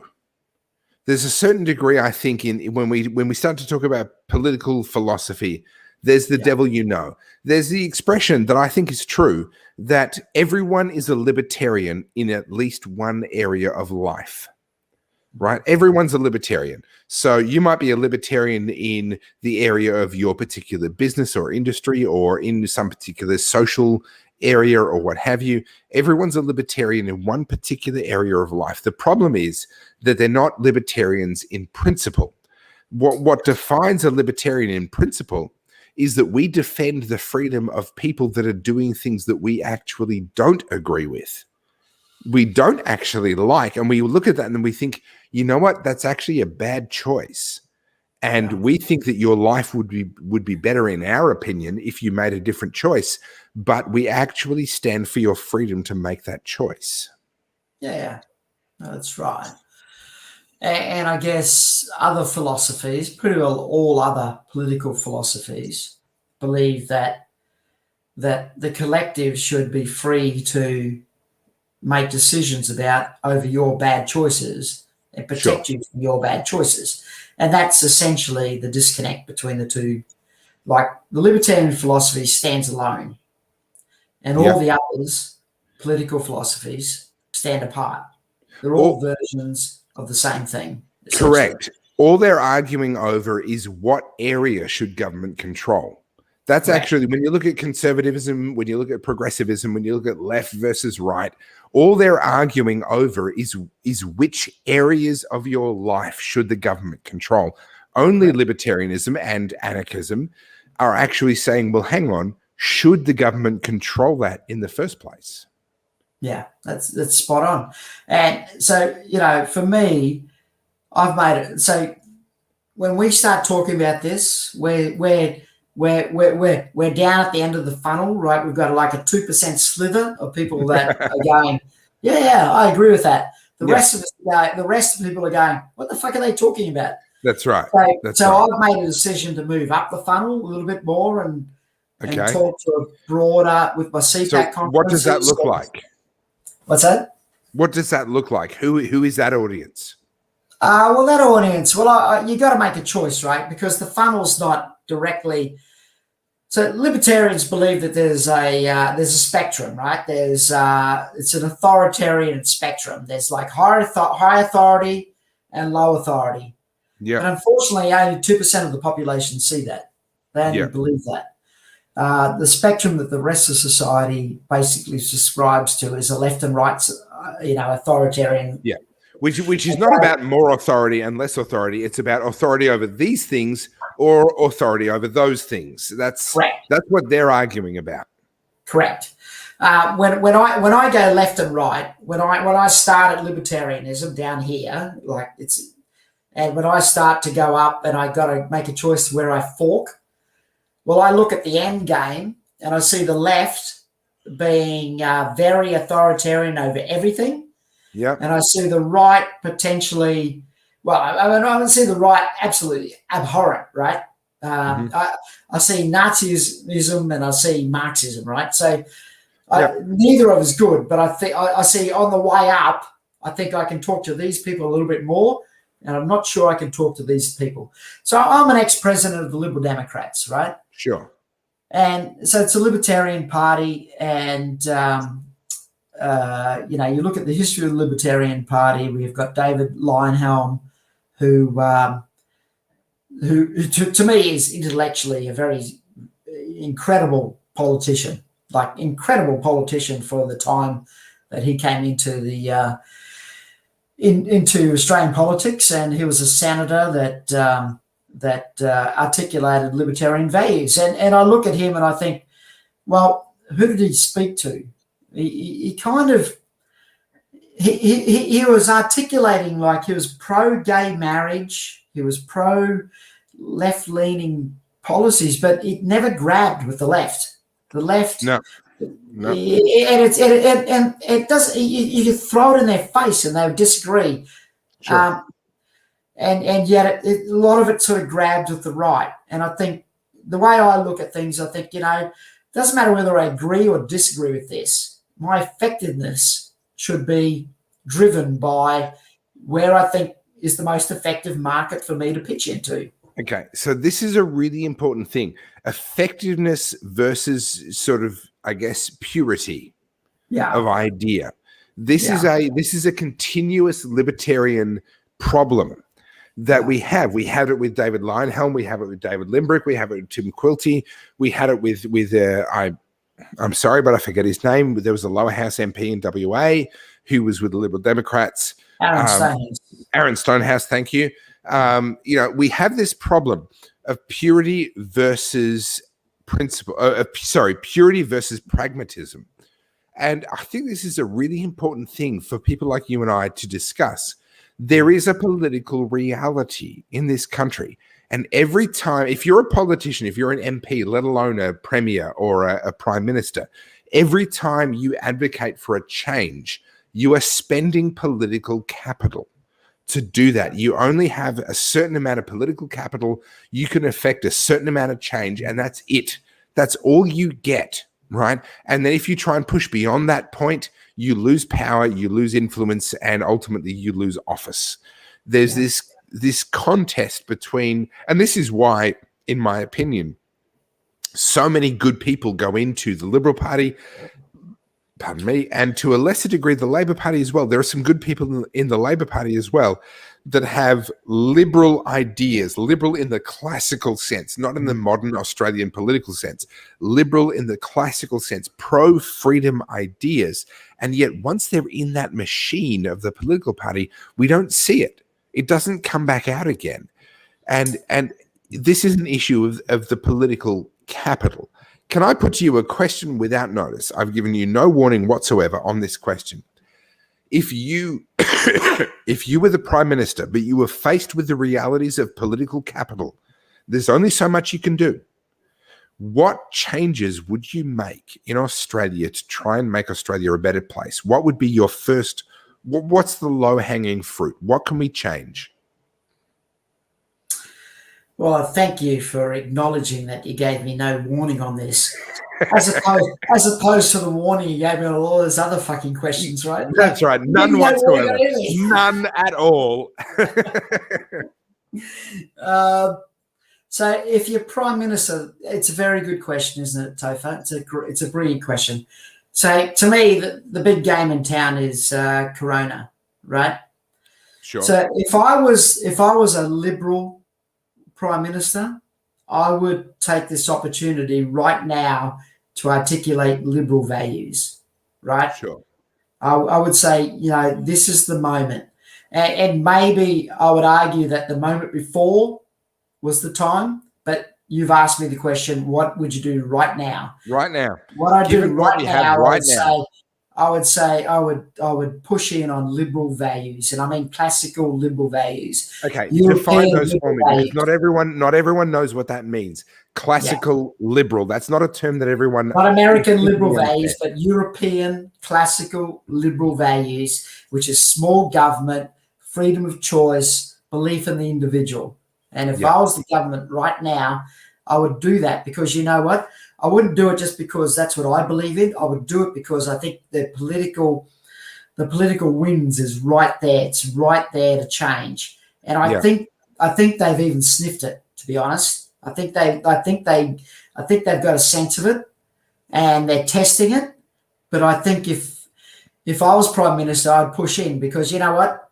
If you're not prepared to push in on your beliefs, then you shouldn't be a politician. Well, why do you have beliefs if you're not prepared to push in on them? Correct. Yeah. So I mentioned it earlier. I really do hope for them. The thing about being a politician, you and I know lots of politicians. Mm-hmm. Like, once you become a politician, it becomes a contest between the values that you subscribe to in yourself versus what the party needs to win election. And that's the constant struggle. And we shouldn't diminish that. We shouldn't say that, oh, I'm a better person. I would never bend to the party's requirements, because that's bullshit, right? Yeah, correct. No one ever, and so it's this contest between it, and most politicians I know have this incredible internal struggle between what they believe in their souls and what they have to do in politics. And the thing about politics is, Krugman said that everything is political. That is our lives. Like, you and I and everyone listening to this podcast, we do things that don't square with our values. We do this all the time, and it hurts, right?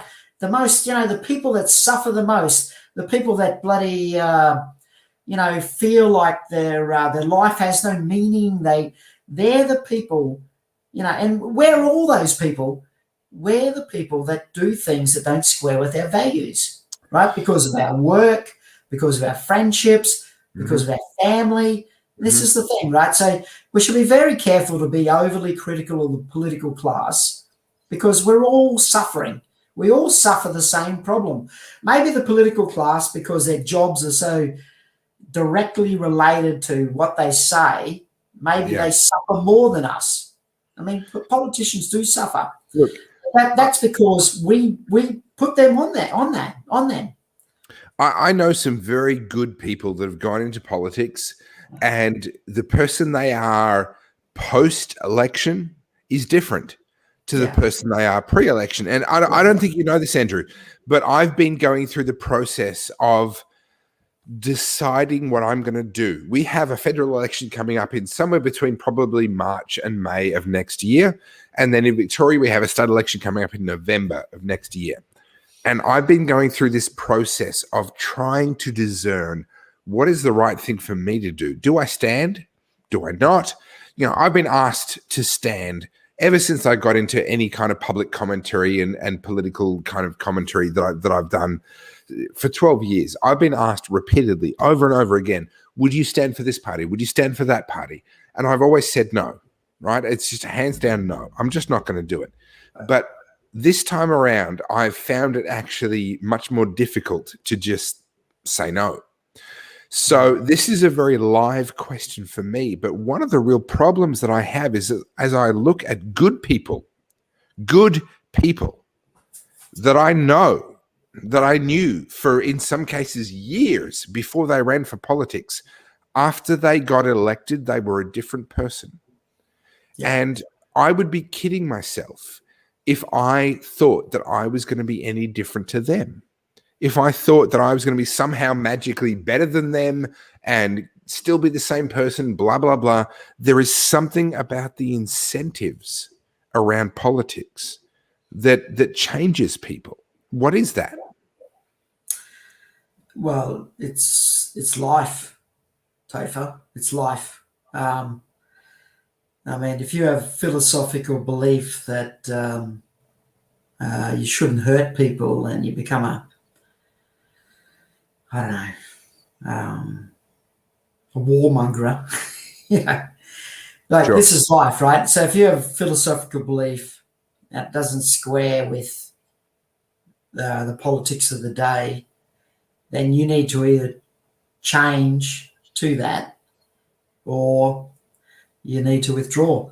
And this is the point, right? So, and like we're talking, we're just chatting, right? So as president of the Lib Dems, I was very enthusiastic about Mark Latham joining the party.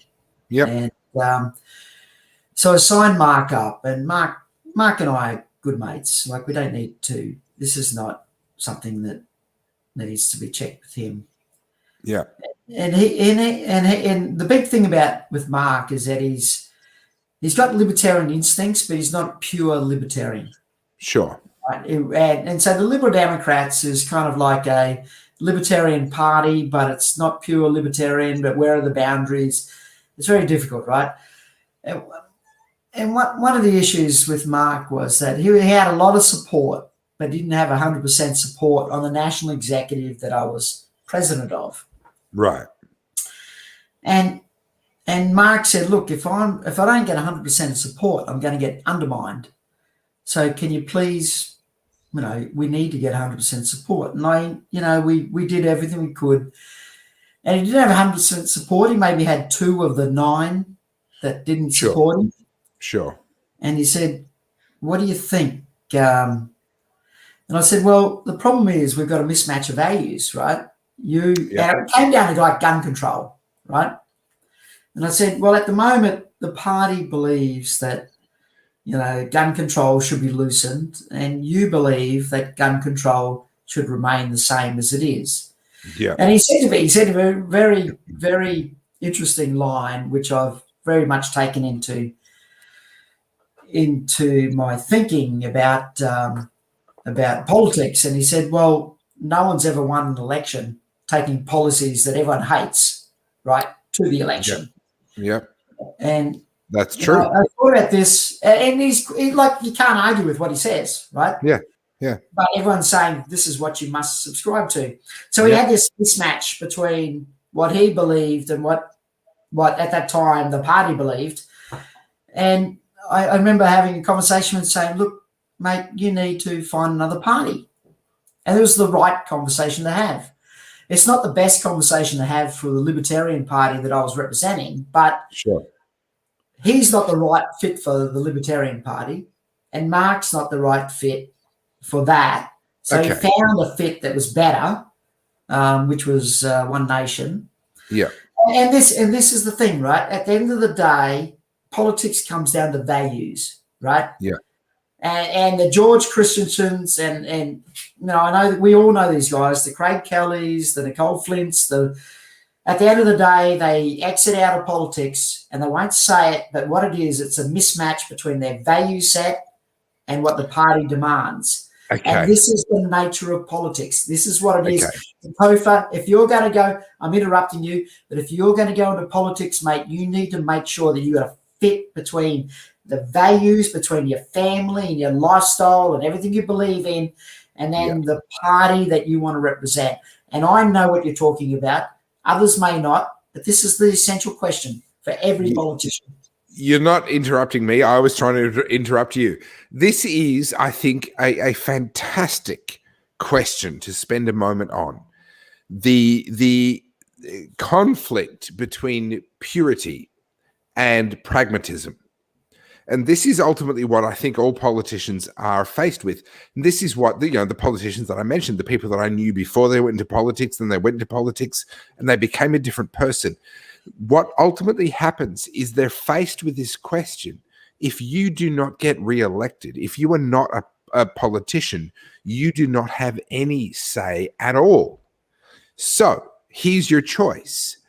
Abandon some of your principles and get reelected and therefore have some influence, or keep all of your principles and don't get reelected and have no influence.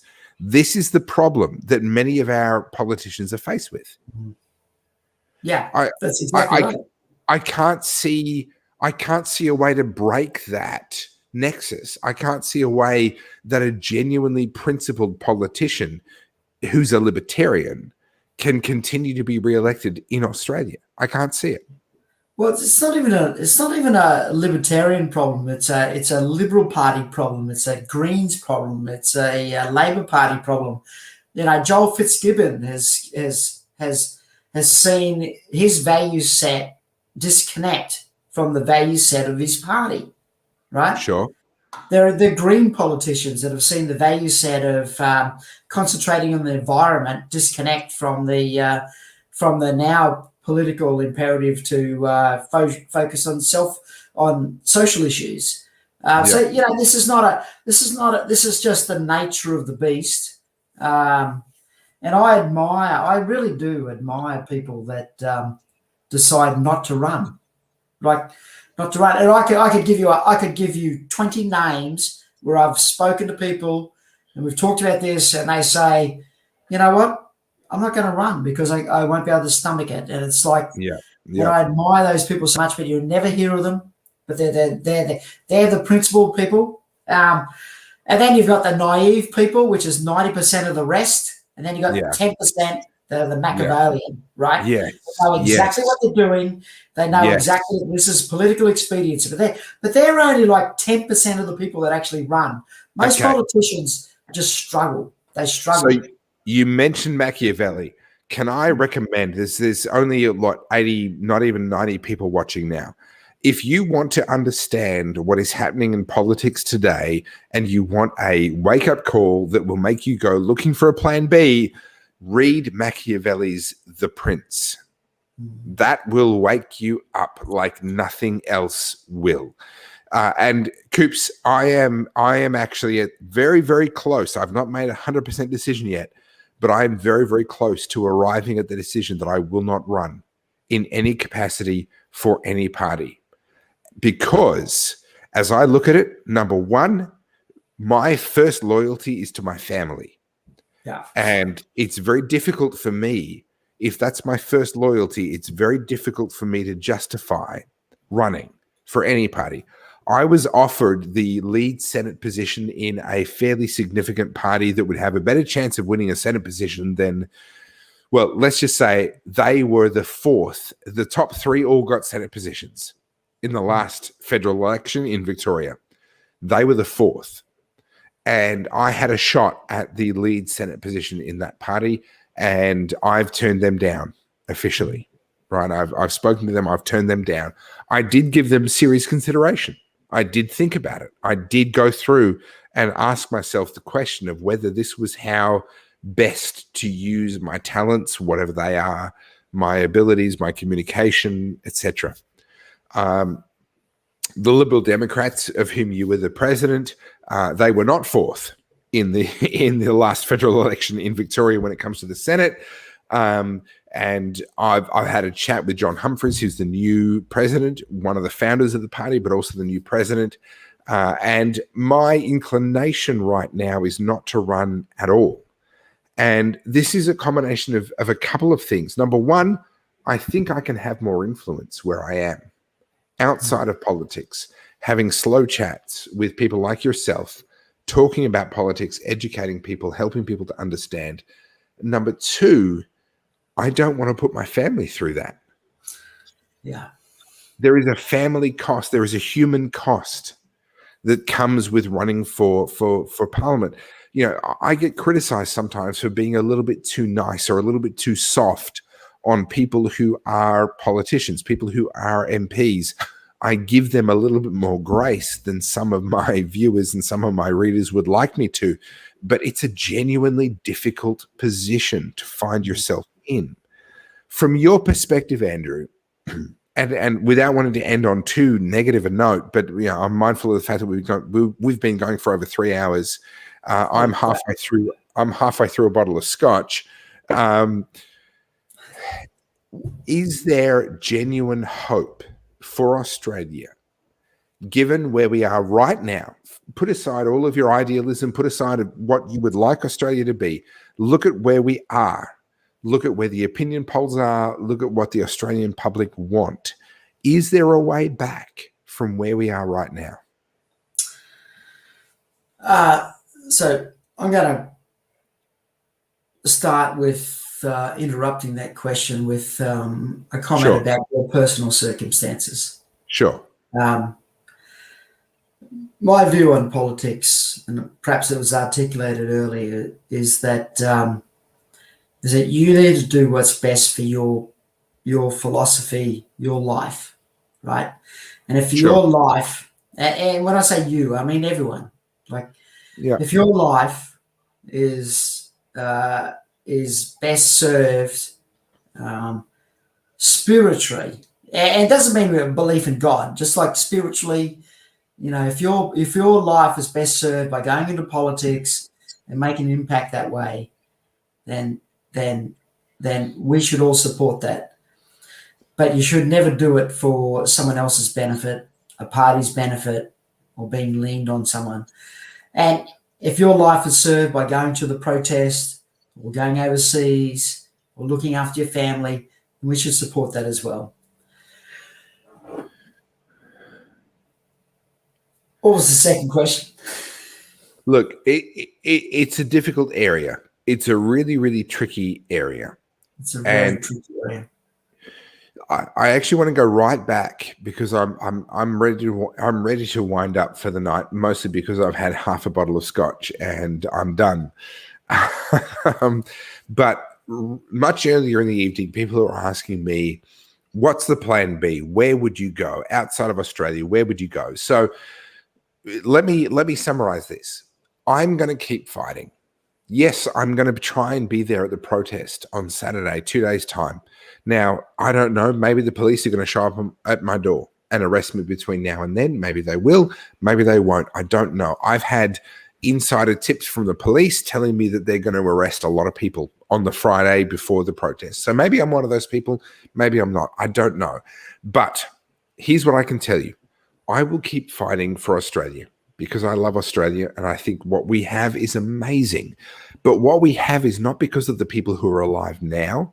What we have is because of the people who are already dead or at the very least are very old. What they gave us, the inheritance that they gave us is phenomenal. And I will fight for that. But I will not make my children suffer the consequences of the stupidity of other Australians if they choose to make the same decisions that Venezuelans did, right? If they make that decision, my children will not suffer those consequences. They will be somewhere else. They will be outside of Australia. Now, I've been reading the comments as they've come up, and obviously not all the comments get put up on the screen. I've been reading all the comments as they've come through. People have been asking me what my plan is. Where do I go? Well, number one, go to nomadcapitalist.com and spend hours. I mean, tens, dozens, hundreds of hours watching his videos, reading his blog posts. Wrap your head around what he's really saying. Number two, the focus for us right now is to get ourselves into the financial position where we can get a second passport from Dominica. Not to be confused with the Dominican Republic, different place, Dominica. And to be with that passport, we will have the ability to live in most of Central America, most of the Caribbean, right? We don't have to live in Dominica. That passport will give us residency rights in many other countries where we can live and earn our living off the laptops that we have. My wife and I, we both have professions where we're privileged enough, we're lucky enough to be able to earn through our computers. So from our point of view, that's what we are focused on. That doesn't mean I've given up on Australia. That doesn't mean that I've given up on this country continuing to be the lucky country. Now, when who was it that wrote The Lucky Country? I can't remember. But when he wrote that, it was actually tongue-in-cheek. It was actually an insult that we hadn't earned our prosperity. We were just lucky. And that's continued to be true ever since he wrote that 100-odd years ago. We've been lucky to continue in the prosperity that we've had between then and now. But I can't help but feel that our luck is running out. Now, Andrew Cooper, thank you so much for being my guest. Thank you so much for 3 hours and 12 minutes and 54 seconds of amazing conversation. Is there any last thoughts that you want to leave our viewers with before we finish for tonight? Look, all I'd say to your viewers is that we are truly blessed to live in this country that we do. We love this country, and it's not wrong to feel that that it's slipping, that maybe what we love, the child that we love, is going off the rails. And it's not wrong also to think that maybe if this child of ours continues to go wayward, that we should maybe look somewhere else. And I just think you should support Topher, you should support CPAC, you should support all those organisations that are trying to do their best. But at the end of the day, you need to do what is in your best interest. And okay, we will love you for it. Take a moment to promote CPAC, even though it's not confirmed yet. If it gets confirmed, when is the next CPAC conference? So the next CPAC conference is in November 12-13 in Brisbane. But CPAC's, Topher, it's not just a conference every year. It's a movement, and we plan to bring in everyone from the conservative right to the libertarian left and all the flavours in between. Yeah, we want to make this to use a left term, a safe space for people to congregate, discuss ideas, to really debate things, and to talk like you and I have talked, but talk about that on a daily, weekly, monthly basis. You should join up.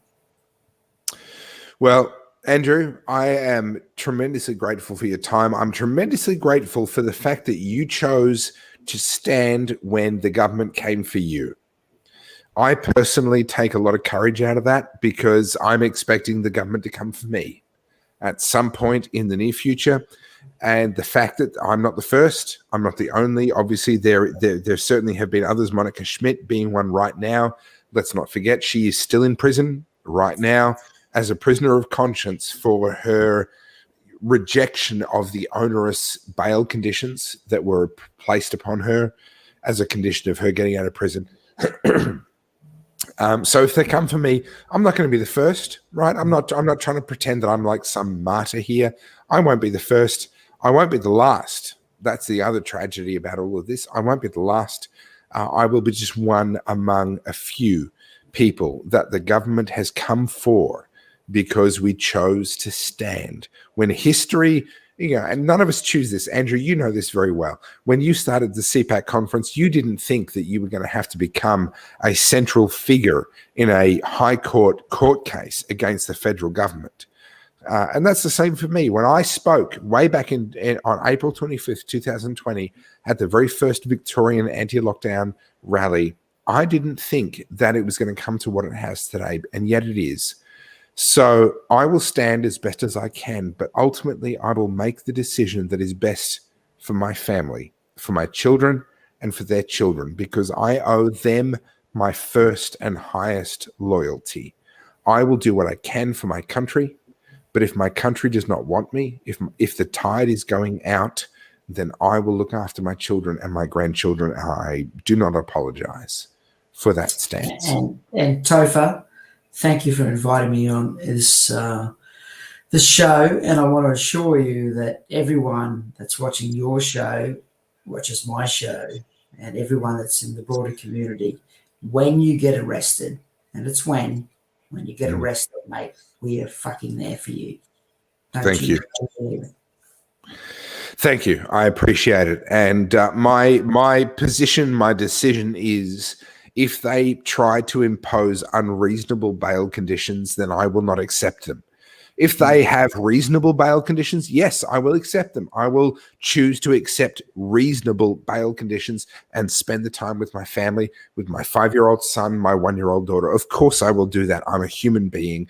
But if they try to impose unreasonable bail conditions, then I will make the same choice that Monica Schmidt has made, and I will choose to remain in custody rather than bow to the powers that be and these petty dictators that believe that they can run this country instead of serving, which is what they were elected to do. So, look, we will see what history will record what happens. I don't know. I will continue to do what I do. I will continue to stand, and I will continue to accept whatever comes my way as a consequence of that. Andrew, I really appreciate your time tonight. I really appreciate your stand. When history came for you, you stood, and I really appreciate that. I appreciate all that you did and all that you've shared with us tonight. I'm very grateful to each and every one that's watched. We've got 80 people watching all the way through till now after 11 p.m. So I'm so grateful to each of you for sticking with us. Thank you so much. And we will see you next week for a slow chat with Dr. Paul Monk, which will be very, very interesting as well. Thank you very much. Good night. Thanks, Topher.